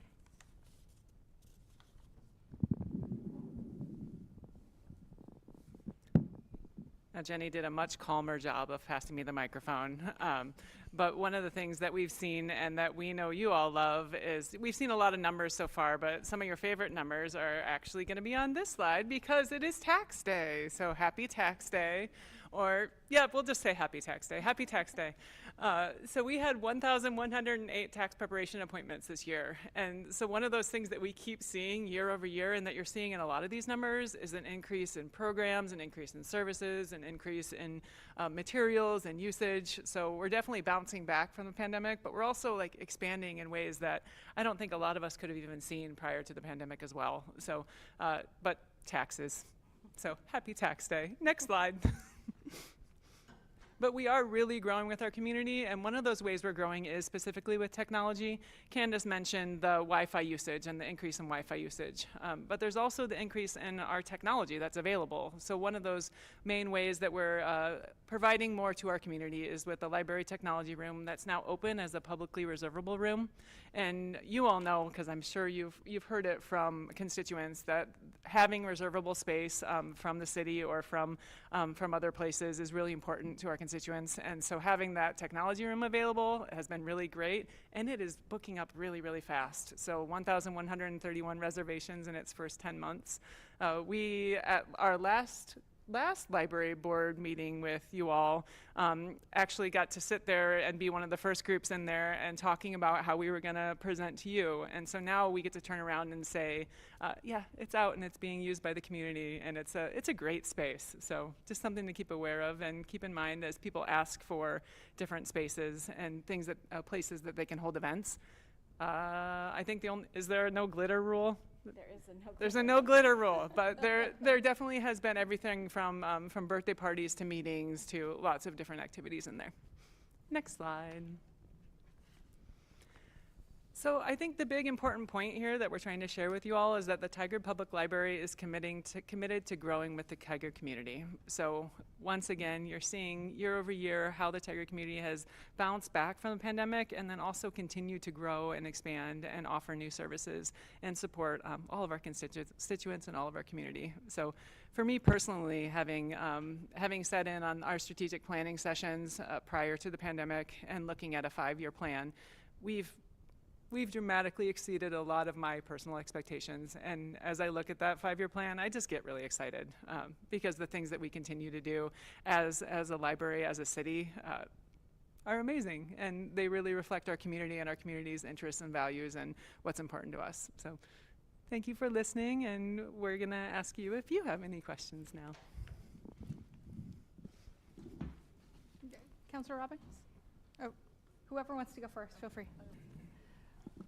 Thank you for this. I want to just voice my appreciation of the library because I have a notorious non-reader at home, and he had to do a book project, so I drug him to the library and said, we'll read the book together. And I read the book in like 3 days, and then he read it in little pieces until the book project was due, and then he had to read it, but he actually chose to finish the book one night and is even willing to read the sequel. So, and a librarian helped us find it, so that was amazing. And so thank you. But also, how does the Seed Library work? So either Jenny or Halstead, who wants to answer? Jenny or Halstead? You go for it. Yes, okay. So in the second floor of the library, there's a room where you can go in, and there's this big cabinet of seeds. There's a little picture of it quickly in the video, but they're all alphabetized, so you can just open the drawer and then find the seed that you want and, read the packet and then take it. Write your name, check it, not check it out, but yeah. Leave them too, right? Yeah, I think so, yeah. Yeah, and you can leave, yeah. Councilor who? Thank you, and thank you for your presentation. Really appreciate you mentioning the Sea Library, the Library of Things, and tax services and social services. And you mentioned that you want to grow with the City of Tigard and provide more services.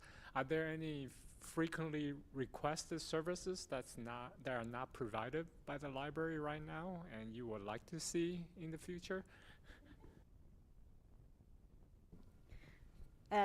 Councilor Hu, thank you so much for such a thoughtful question. And I think that we're incredibly excited to engage with our community around our next strategic plan.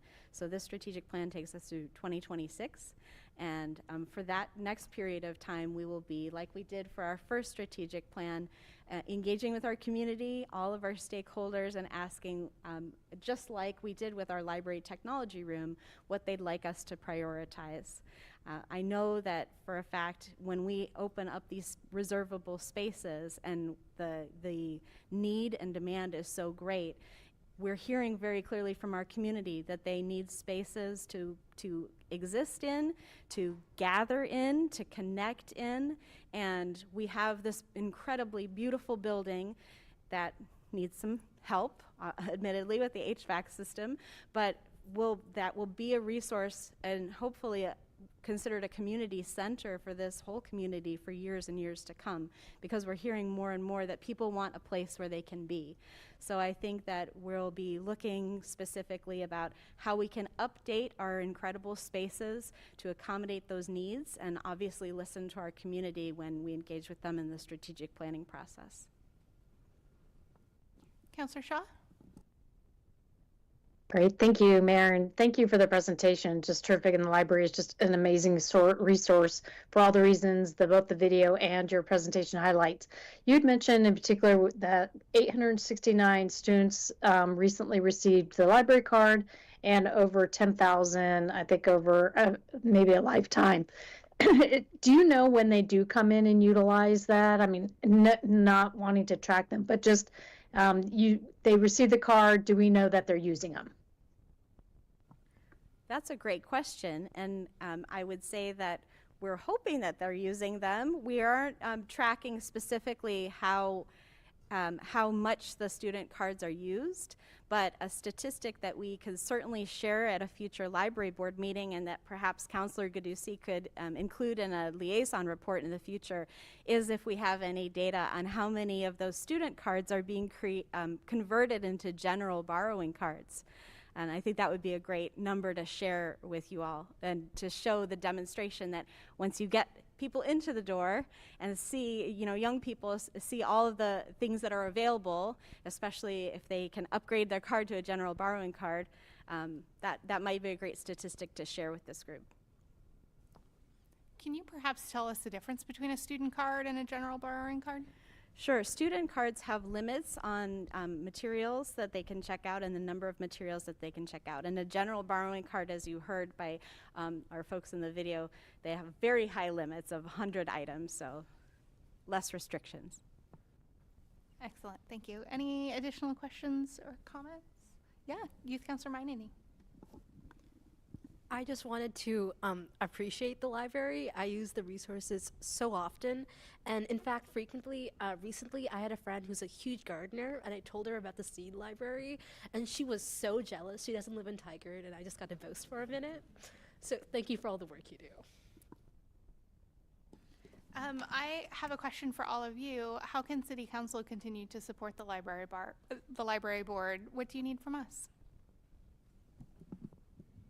Thank you for asking that question too, because, I think a couple of the things that immediately come to mind is the changes that are happening with the WCCLS funding and the changes in that model. Just that the City Council and the City of Tigard continues to commit to supporting our staff and supporting the librarians and the work that they're doing, because I think that's the heart of the library for us, is the people who are working there and the work that they're doing.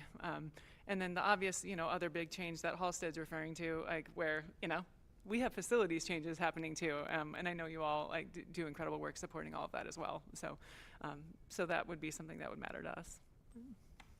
Thank you. Thank you so much for being here tonight. We really appreciate you.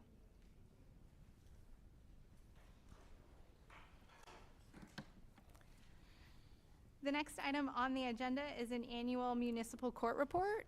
I'm sorry, that's going to be a tough act to follow.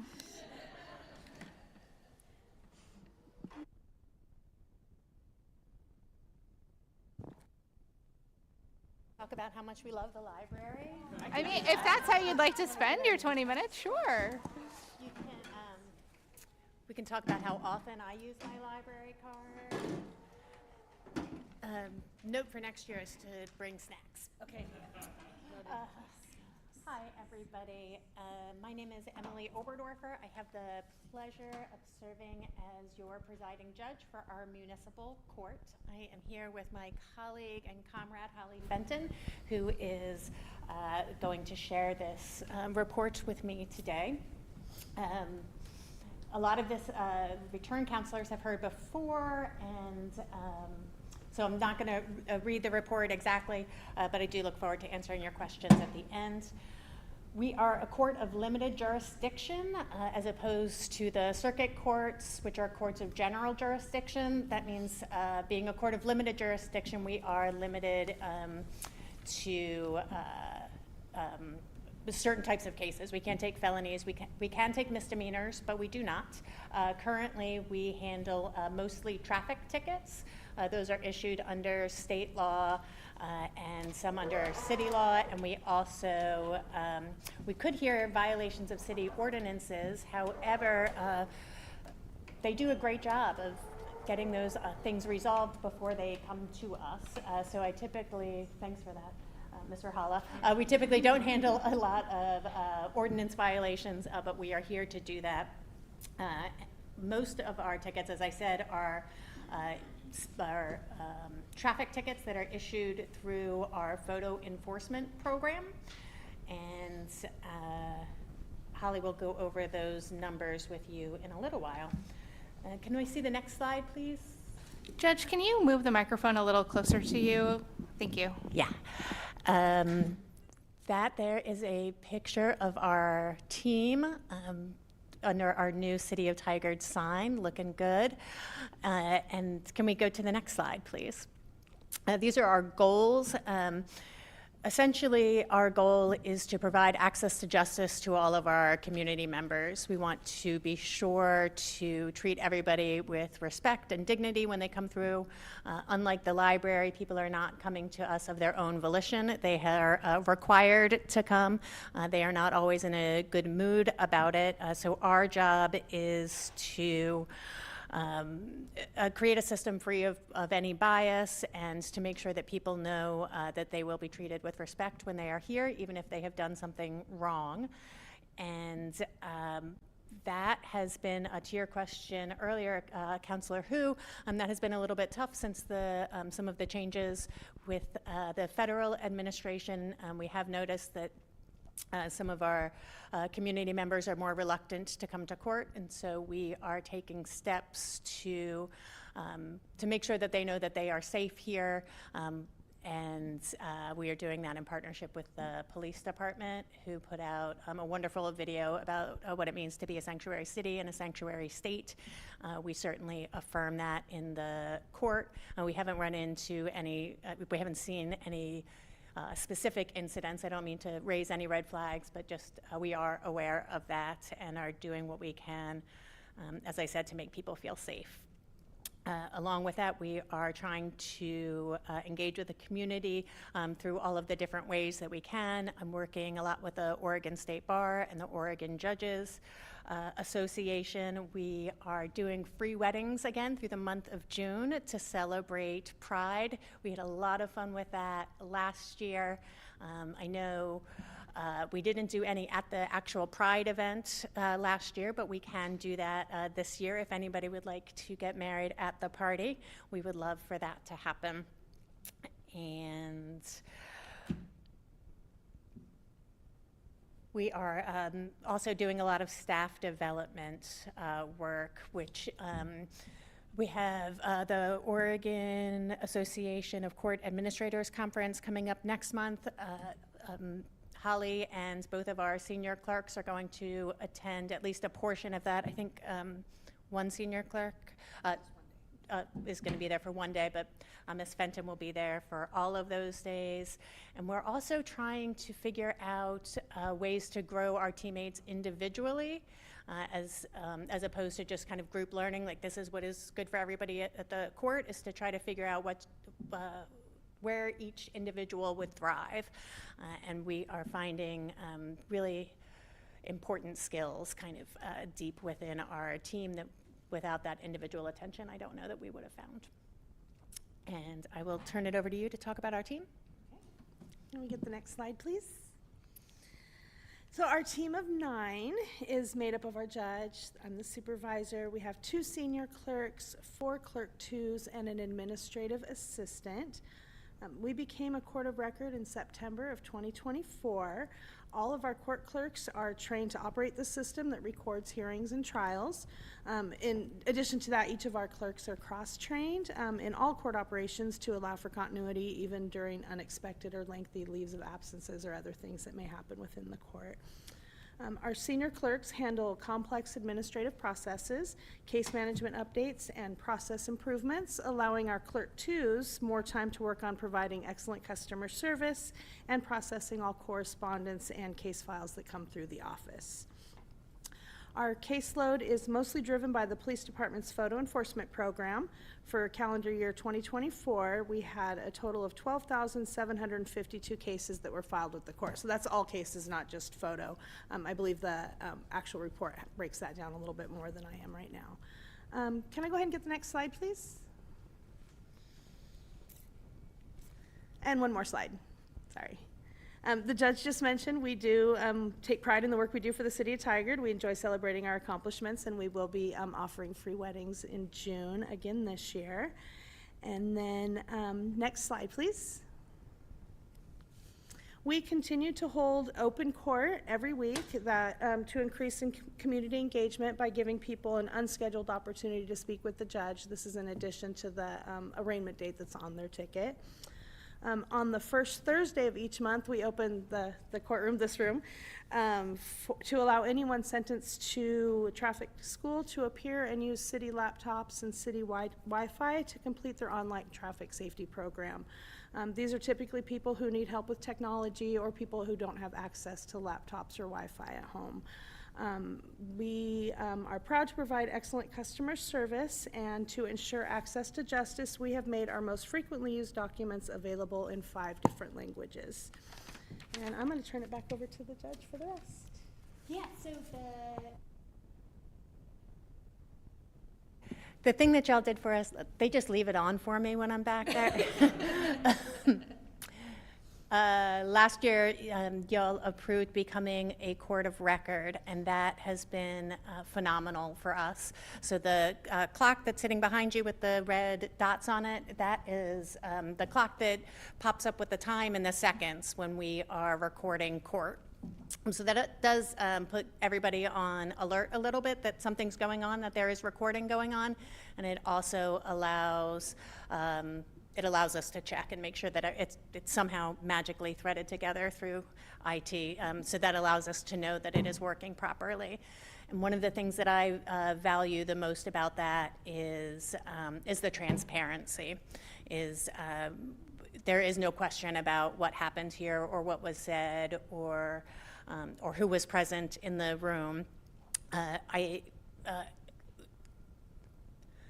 don't have the right words to express how wonderful IT was. We thought it was going to be a really seamless, easy thing to get this up and running, and it ended up taking a lot of quick work from our IT department and from Holly, and from one of our clerks, Samantha Bogini Earhart, was really instrumental in making that system work for us. And I want to thank all of you for making sure that we have that in place just to protect everybody moving forward. And then I want to acknowledge that this is Holly's first time as the court supervisor giving this report. And so that was also a big transition.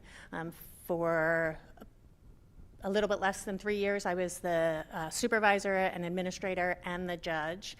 And now I am just the judge, and Holly is the administrator. And I was nervous, as y'all that were here last year know, I was nervous about giving up some of that power and figuring out how it was all going to work, how we were going to tease those things apart. And I think we've done it really well. And we're still thriving, and we've got big plans on things that we want to do to make things easier and more accessible in the future. One of my next projects is to go through all of the court rules and update those and make sure that they have kept pace as things have changed in our community. They are largely based on my predecessor, Michael O'Brien's rules, and he is a very smart person and did a wonderful job. Things have changed a little bit, so we need to update that. And we are also looking forward to developing kind of a handbook of processes. Right now we have our standard operating procedures, but we kind of want to make that a book so everybody knows exactly how to flip through, and we're all using the same language, and kind of, while we still want to make sure that we are giving individual justice in each case, kind of creating documents and verbiage that we use that'll help us as we get busier, but we'll also make sure that we are maintaining, that we're not letting our implicit bias, y'all know implicit bias is something I worry about, so just to make sure that we're not letting that seep through even in the way that we address our letters. What questions can we answer for you?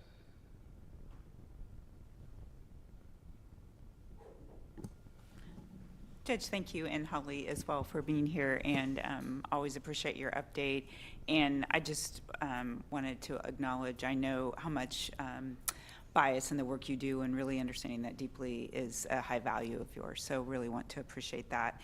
My question is, it's just a curiosity, when you talk about needing to update rules because things have changed, could you give us an example of what might that be? Thank you.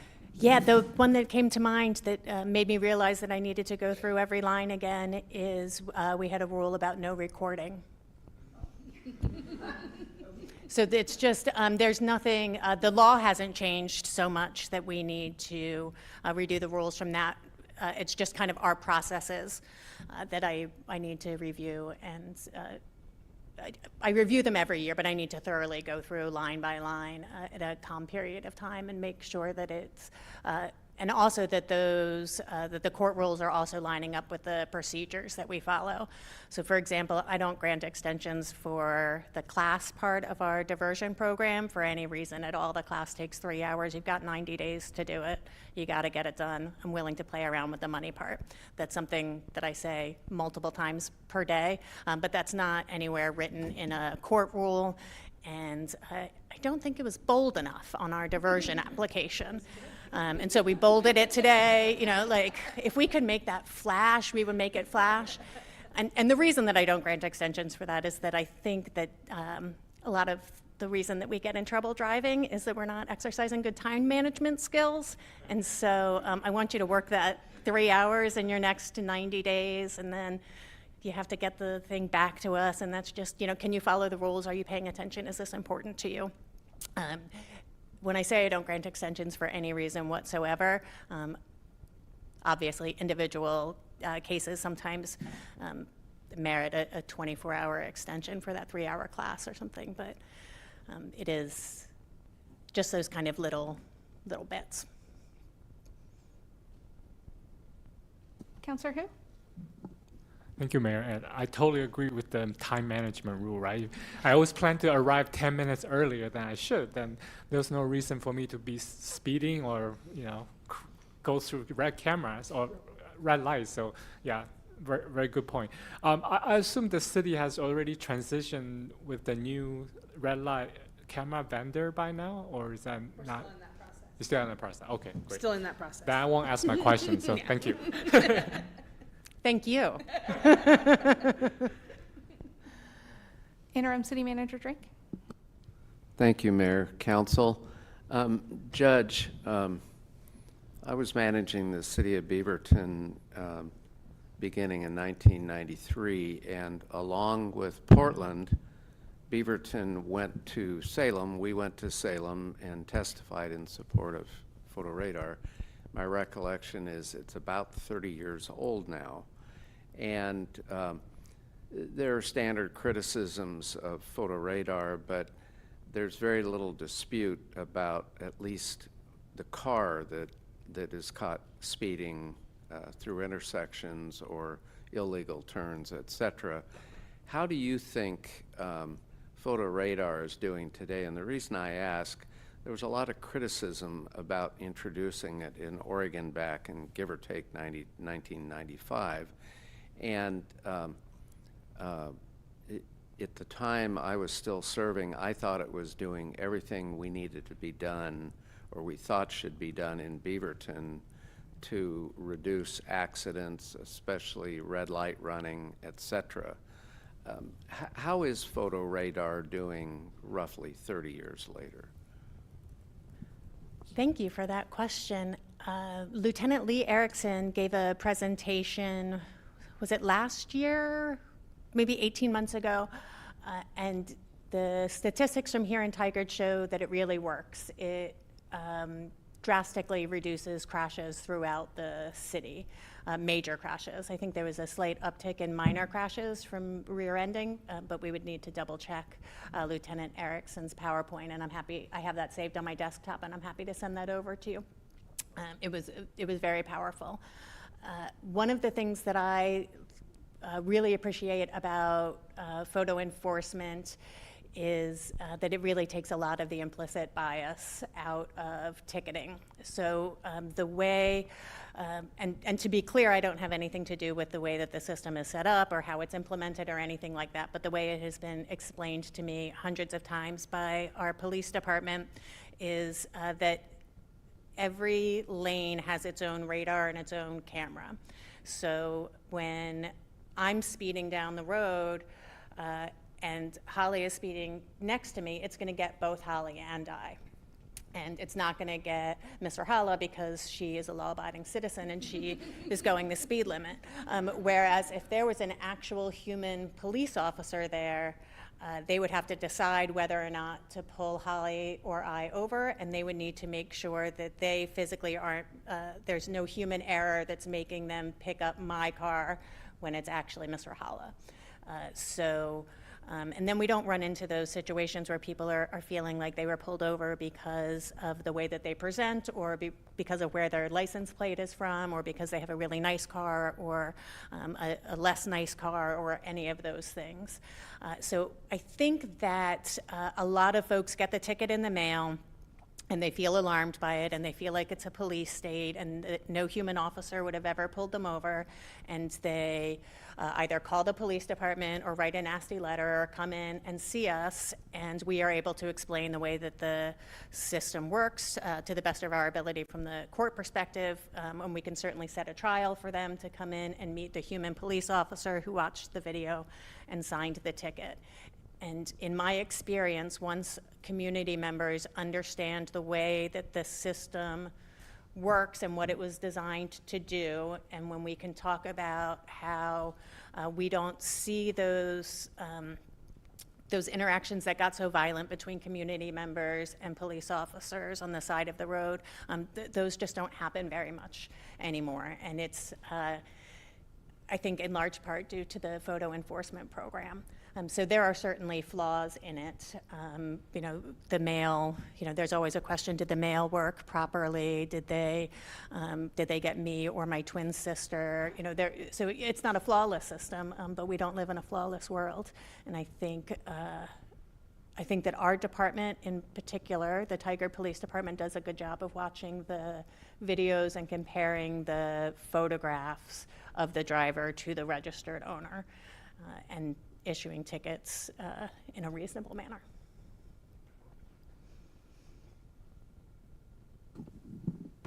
Thank you. That's actually really helpful. I've never heard that analysis of radar, and so because I get asked about it or told about it, and so now I have that information to share as well. Any additional questions or comments? Thank you so much for being here and everything you do for our court. Thank you so much. Thanks for having us. The next item on the agenda is Urban Services Framework Project Briefing, and we have Strategic Initiatives Program Coordinator Azelle to present the item.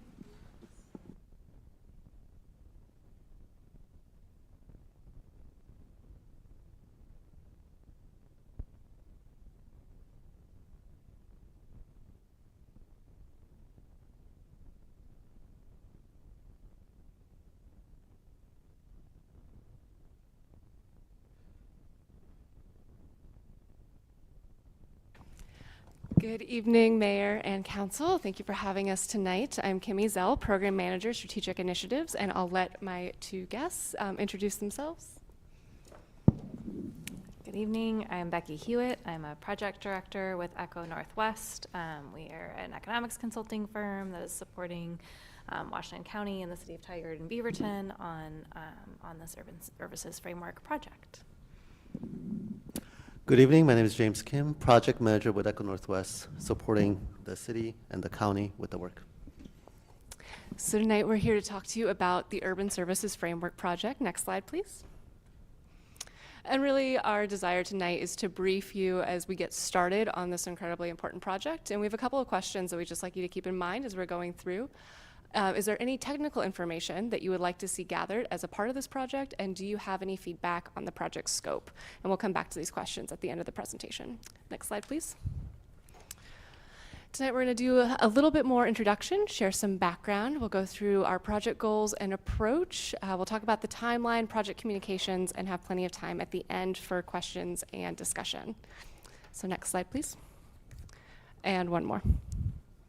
Thank you. So this is a collaborative initiative, really being led by Washington County and then supported by City of Tigard and Beaverton. We're lucky to have Eco Northwest with us as a partner, and they were brought on board at the end of last year, along with JLA, Kimley Horn, and other consultants, with our shared goal to address the complex challenges of providing urban services to urban unincorporated areas within Washington County. So this is a fact-finding mission with several jurisdictions and many partners all lending their time and expertise to this effort. Next slide, please. I'm going to talk a little bit about our background and why we're here today talking about this important project. Next slide, please. This is an important issue for Washington County because of the availability of urban services impacts livability for all residents within Washington County and the future of the county as a whole, not just the folks who are living within those areas. With ongoing changes in the environment, including financial challenges, now is an appropriate time to revisit the questions about the provision of urban services, asset condition, governance, and stable funding for the future. This project, is the first bullet talks about, evolved from conversations between the county, Beaverton, the city of Tigard to really explore what we can do to provide services in our unincorporated areas.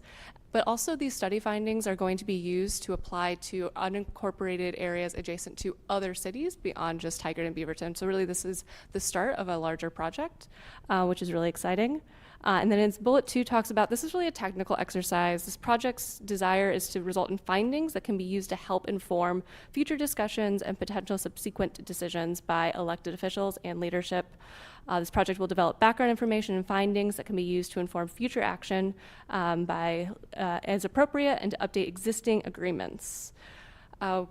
We also are thinking about this as a down payment for future work. This is the start, again, of, we're gonna get to the timeline towards the end, but this is at least 2 years worth of work for just this project and what we expect to be a decade or more of a long-term impact. And it builds on the previous studies. We've been talking about urban service provision by the county since the 1980s. That's older than me, so this has been going on for a while. So previous studies have examined how services are provided in unincorporated areas and developed the groundwork and background information. And that wraps up my portion this evening. I'm going to hand it over to Becky and James, who are going to talk in much more detail about the project and what we're doing tonight. Okay, thanks, Kim. Can you go to the next slide, please? So first, just some grounding of what we're talking about. Urban services are any kind of are services that support daily activities. They can be provided by the county, city, or a special service district. The specific services that are defined in statute as being required urban services are the ones shown on this slide here. There are other services that the county provides. You heard about the library. There's other public services, but these are the required ones that are defined as urban services. It's what makes urban places urban. Some of these are provided to some extent in rural areas as well. But this is sort of the package of things that has to happen within urban areas. Next slide, please. So the urban unincorporated areas, if you look at the map, the light green on the map is rural unincorporated. The brown on the map are all the different cities in Washington County. And then the blue is the urban unincorporated. It is inside the urban growth boundary, but it is not inside of a city. That's the geography that we're talking about as part of this study. If you add up all of the people that live in those blue areas, it is about 215,000 people, which is about 1 in 3 people who live in Washington County in total. And if all of those blue areas were a single city, they would be the second largest city in Oregon. So there's a lot of people that we're talking about that live in these areas. You can go to the next slide. We did not get here overnight. The history of development in these urban unincorporated areas goes back to the 1940s. There's been urban levels of development that were allowed without annexation in Washington County that go from the 40s through the 50s and 60s, at which point sometimes developers were providing their own services or forming small utility districts. That all predates the advent of the Oregon land use system in the 1970s. So a lot of this development occurred before we had statewide rules that said, hey, we should really have kind of a little more system about where development is happening and where development doesn't happen. And so if you go to the next slide, today, the county is still responsible for managing land use planning and development in the urban unincorporated areas. That happens in consultation and in partnership with the cities. and there are agreements about how exactly that consultation and partnership works. But some of you may be aware that there are state land use requirements. There's been a lot of attention to housing at the state level. There's been a lot of action asked of local governments around housing recently, and the county is being asked to take similar actions on behalf of the urban unincorporated areas, which is not something that most counties in the state need to do, but it's something that Washington County is being asked to do. At the same time, there's been a lot of growth in these areas, but some of you are probably familiar with the limitations on property tax revenue that have, kept the revenues of local governments from keeping up with inflation. And so that's really creating pressure on the county as well. And so still the county doesn't necessarily require development to annex to a city. It's only if that development needs city services that it would typically have to annex, but it's still the case that you can build urban levels of development in these unincorporated areas without needing to annex to a city. Next slide. So the services in these urban unincorporated areas are provided by a combination of the county and several different special service districts. In some cases, somebody living within the urban unincorporated area and within a city would get the same level of service. For example, Tualatin Valley Fire and Rescue provides services across much of this area, and they don't differentiate between whether you're in a city or not. You get the same level of service. But building inspectors, as another example, if you were, again, going through a permitting process, the county doesn't have as many staff on a per capita basis for building inspectors compared to the city. So in some cases, there are services that are provided at different levels if you're in the county versus if you're in the city. And people may not realize whether they live in a city or in the county. I, at one time, lived in an area that may or may not have been Beaverton. It wasn't totally clear. And the mailing address may say a city on it, but that might not. So they think they live in a city, but they don't necessarily live in a city. So that can just be confusing for people, and they may not even know who is responsible for providing services to them. Go to the next slide. So this gets a little more technical. There are a couple of different types of agreements that lay out who does what and what the roles are for planning and for services within these urban unincorporated areas. There are planning area agreements, the ones on the left. The planning area agreements are between the county and one city, whichever city has kind of primary planning or that secondary planning responsibility in partnership with the county. And that basically lays out how does the county and that city work together on planning, on permitting, and it helps make sure that there's alignment and consistency between, what the rules would be if you're in the county and the rules in the city, and that there's some sort of like alignment or crosswalk between what happens if you go through permitting on the county or if you were to go through in the city. The urban service agreements are more about how the services themselves are provided. So that can be between the county and a city or between the county and a special service district. And those define who provides what services and what the different roles are in providing services. So those agreements have been around for a long time. They were last updated for Tigard in 2009. And they set out what the responsibilities are now, and then what future responsibilities would be if an area were to annex, but they don't say anything about when it would annex. It's just if it were to annex, this is what would happen. And if you go to the next slide, you can see a map. So for Tigard on this one is shown in the kind of light pink, and then the more dark pink or red areas. Those are the urban planning areas that are kind of within Tigard's urban planning area boundary. So you've got Metzger and you've got Bull Mountain are the two main ones.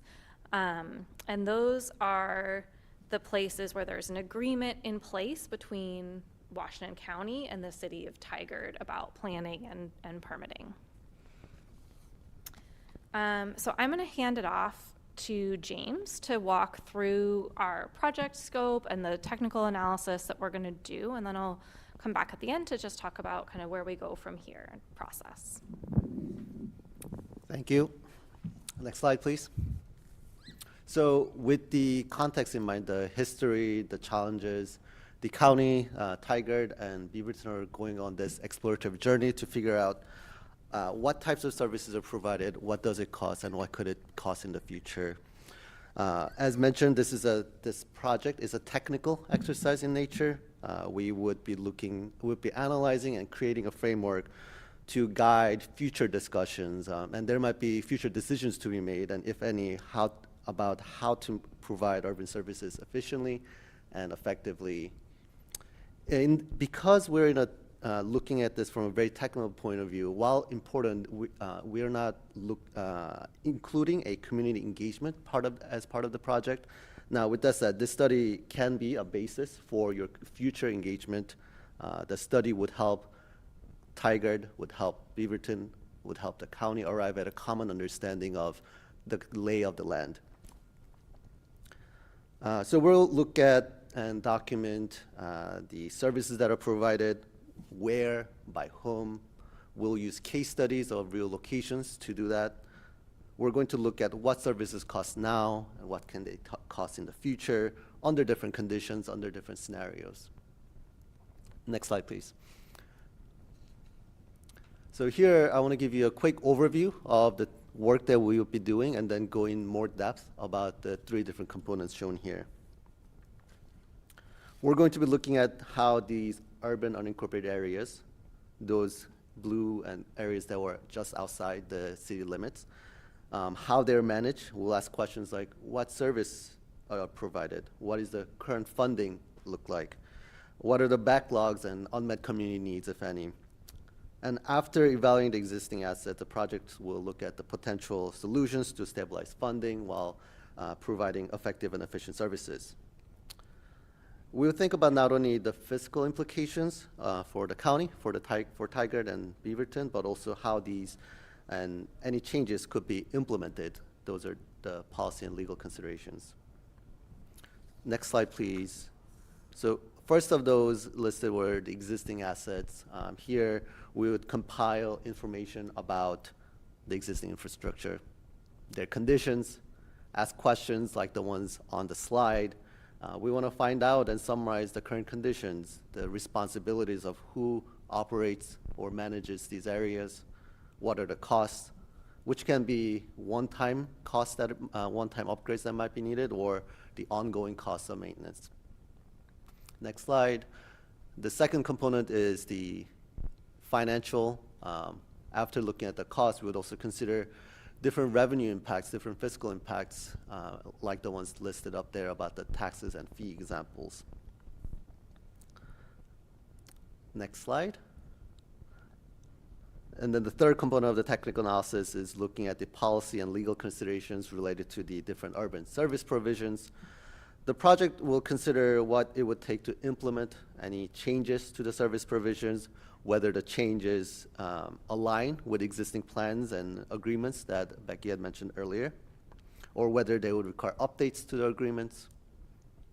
We will look at how state land use laws would impact the planning activities under different scenarios.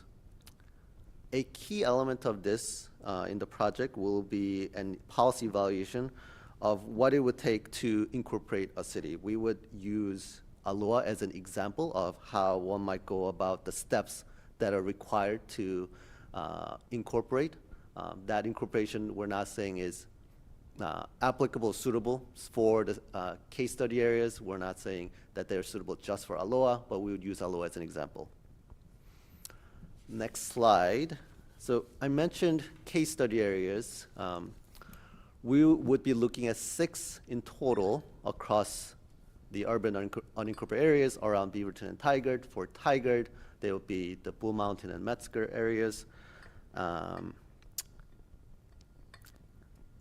So we will use the case studies to produce findings, right? These findings would be using data about the places, but those findings we could use to create frameworks that would be applicable to other parts that are not the case study areas, but still part of the urban unincorporated areas.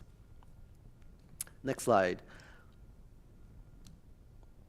And then the final component of this, the technical analysis being applied to the case study areas, is what are the scenarios? We want to answer these key questions on board on the screen. What could happen to the service levels?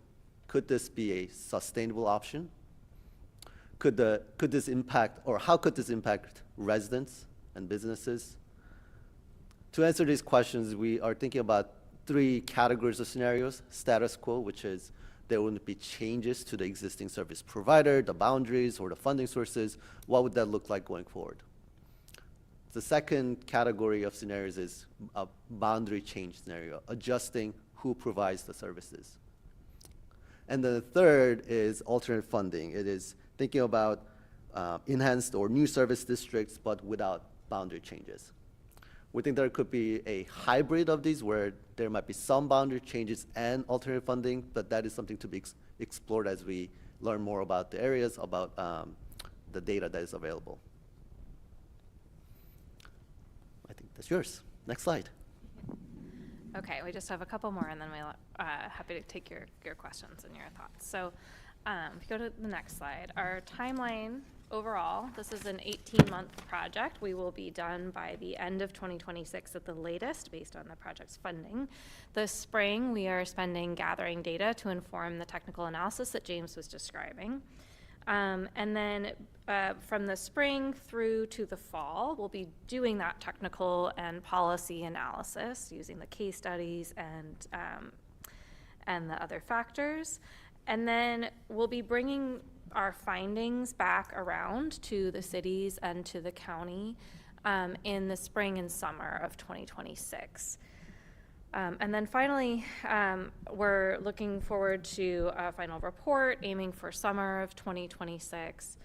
The gap between the fall timing and the spring timing is to leave, fall 2025 and spring 2026 gives time for internal review of the findings before we are bringing them around to the elected officials of each of the jurisdictions. And we will be, every time we're bringing this information out, we'll be doing the circuit of coming to Beaverton and Tigard in Washington County with kind of comparable information around the same time to kind of share that common set of findings with everybody. If you can go to the next slide. So James mentioned, again, because this is primarily a technical exercise, the primary communication on this project is to you all and the county commissioners and the Beaverton city councils, and to just sort of share what we are finding and then allow the elected leadership to decide where things go from there, and if further community conversation is warranted, and if so, on what topics. At this stage, we're just getting started. We don't have, technical information to share with the community yet. When we do come back, we will have information that we are sharing with you, but that is also, things that you can use if you get questions about this project, and that can help you kind of explain what's happening on this project and what the findings were. And then staff can also give presentations to community groups about the project if there are questions in the interim, or if folks are wanting to know what's happening or have any kind of questions or concerns. That's always an option. So we are looking forward to probably a summer 2026 work session for elected officials to bring those findings back. And staff can provide briefings in the interim just to sort of give you updates on what's happening and keep you apprised of progress, since that is an awfully long time from now before you'll have kind of the actual findings. And so with that, I think we are ready to turn it to questions and discussion. We have a couple of question prompts in one more slide. But we generally just since we're about to get started on the technical exercise, if there are particular questions that you hope that this can answer or information you would like to bring back to you to help you think about this issue and what it might mean for Tigard, it's really helpful for us to know that now, because we can design our approach accordingly. And then if you have any feedback on our scope and kind of how we're looking at doing this, that's also welcome, because as I said, there's still time to adjust and make sure that the work we do is responsive to the questions and concerns that you might have. Questions? Councilor Gadusi? Thank you for that presentation. One question that I would have, and I don't know if this is within the scope of the project itself, would be to bring back specific processes for that sort of expansion and give us different options of how it could take place rather than just fact-finding. Absolutely, and thank you for that input. Council President? So I appreciate the idea of coming back, because for me, and Kim, I'm sure could do an outstanding job if she provided just an interim check-in, but to kind of do high level, these are our concepts, go away for a year and come back with a completed project, it would be great to have some interim check-ins, and whether that's the team or by you, Kim, will be fantastic. Absolutely. We will plan to do that. A full year does sound like a real long time. It sounds like a really long time. I'm sorry. So a couple other questions. So I was just curious. I'm really curious and interested about this work. I think it'll be great work. How granular, like for us to be informed about revenue that comes in, cost of services required, is that a macro to an unincorporated area, or you kind of break it down by a neighborhood? I'm just trying to, this would be kind of all new data for me. How do you kind of grab a hold of it in my head? And it seems at a very macro level, that seems too high, informative, but then is it kind of broken down, if that makes sense? So you can really kind of learn about a particular unincorporated area, kind of the revenue in, costs out, anyway. And I don't know. I mean, I'm just curious. Thank you. Are you asking about this information perhaps for Tigard, like what Metzger would look like and what Bull Mountain would look like, or are you looking even more granular than that? More granular than that, than an average of a particular unincorporated area. And clearly for us, that means Metzger and Bull Mountain, and not by, this house number would look like this, but just trying to understand, because these areas can be large areas, and that may not be how it works. And so that's a question for me to understand better, or maybe you're still thinking about how you'll collect that data and apply it. Off and back on and then off again. I think, based on the slide earlier, that there's probably a possibility of breaking it out maybe by asset class or type of revenue more than by area. Yeah, so I would say the way that we are set up to do this analysis would be at the study area level, so Bull Mountain as a whole, Metzger as a whole.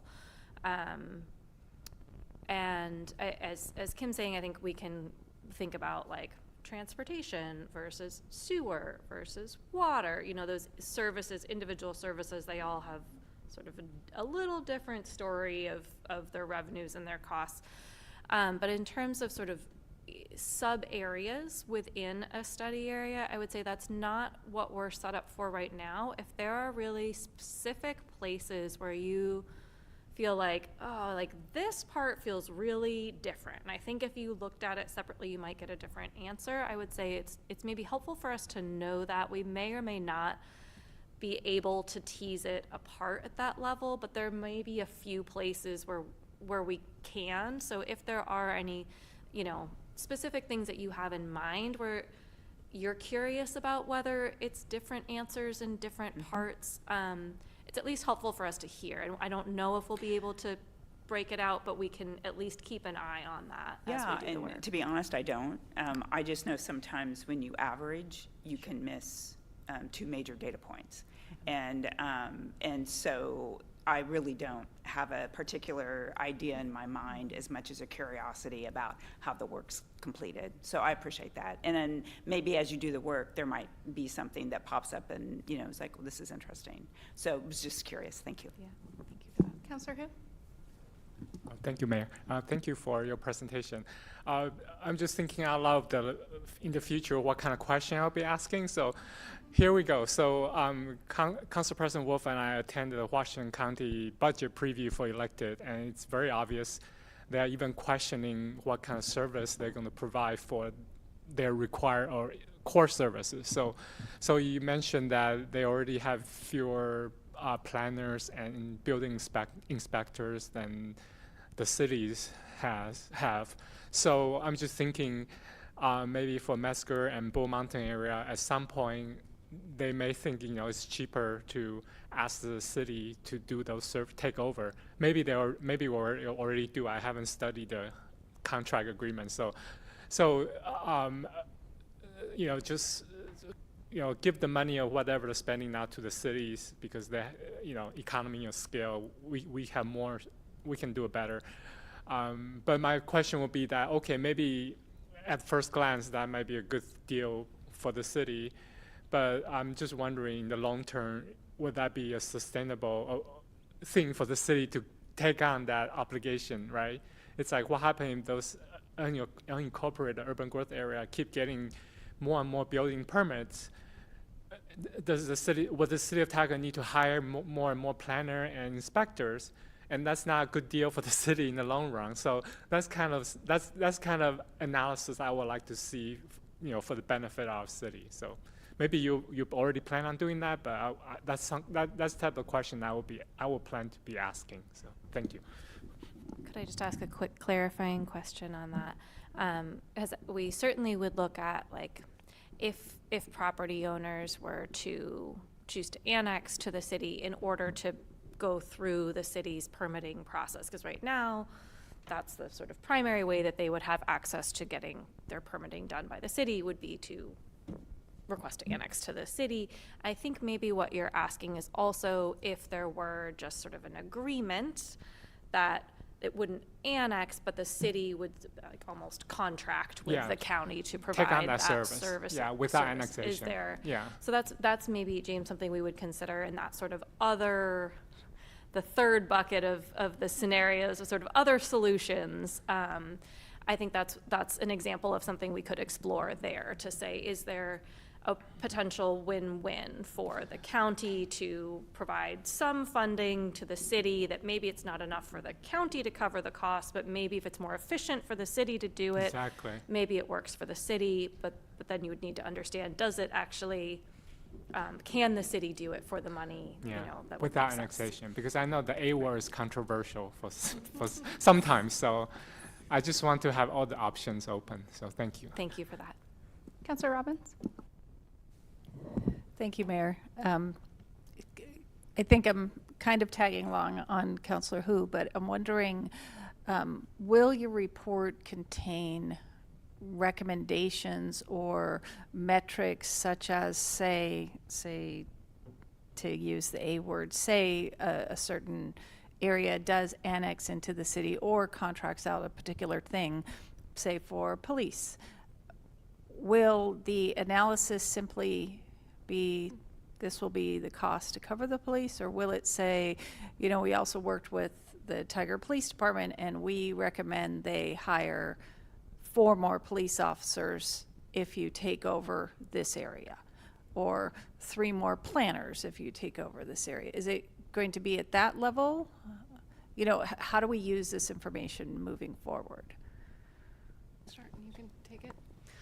So we've been very deliberate, and even in this presentation and in how we formed the RFP and then in the proposals, that this is really supposed to be a fact-finding mission. So we'll come back with findings, but not recommendations.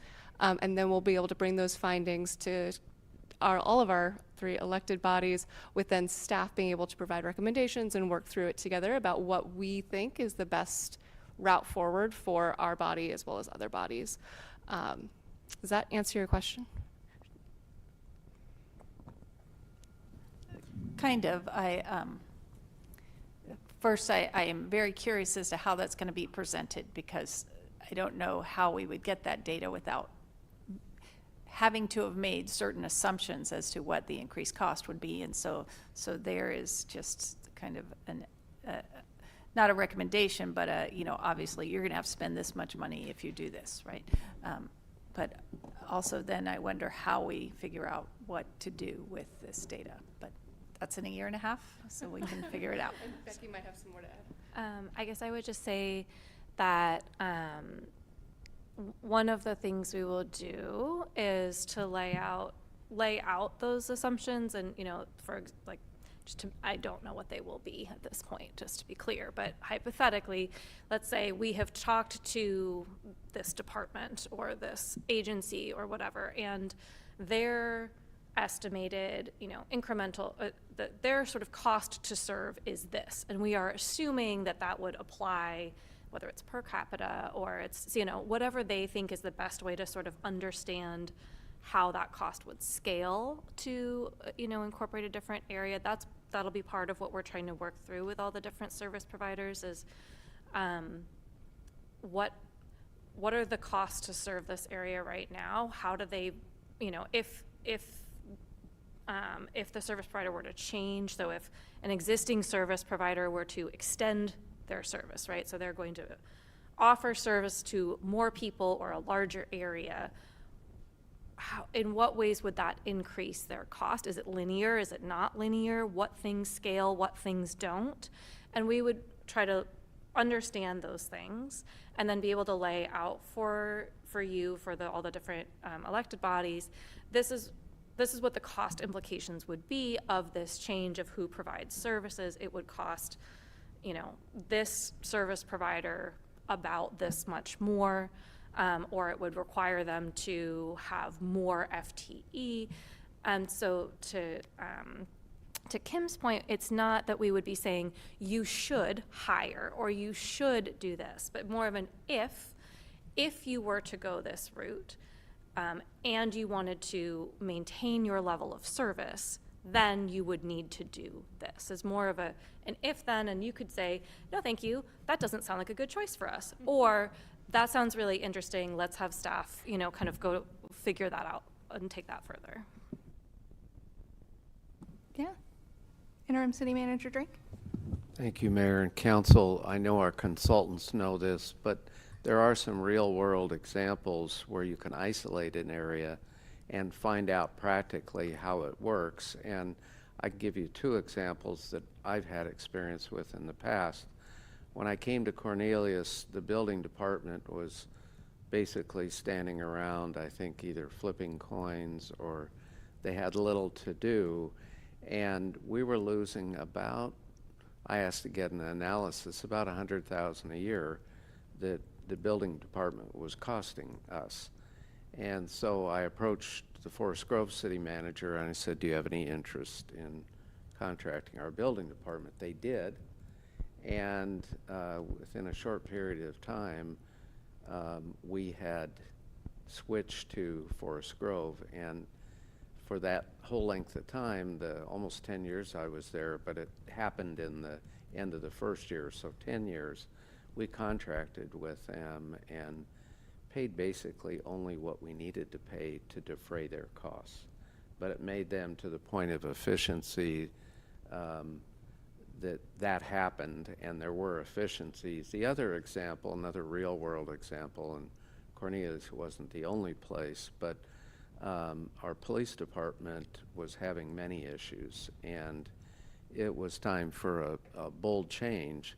And so it began with a call to Pat Garrett, who was sheriff at the time, and said, do you have any interest in contracting with us? And Pat was interested, and it took some time to negotiate a contract, and the contract process, we kept open so that the police union could stop in anytime they wanted to hear the conversation, provide input, and it worked very efficiently, and we got a bill, a base fee every year, and projected overtime, which is a nightmare for any police department, but it came within very close to projections, and so we knew what it would take to have the sheriff come in and provide police services. And I think they could do the same computations based on the areas that you might be interested in, or Beaverton is, or the unincorporated. It would take that work, but there are real-world examples, is my point. Are there any additional questions? I'm really looking forward to the technical analysis and just seeing what comes out of it. Having been a part of this conversation for a while, just looking forward to the information to help us make a decision based on the data. So thank you so much. Looking forward to your work. Thank you. We don't have any executive session scheduled, and our meeting agenda is complete, and so we are adjourned. Thank you, everyone. Right on time. Look at that. Have a wonderful night. Good night, Tigard.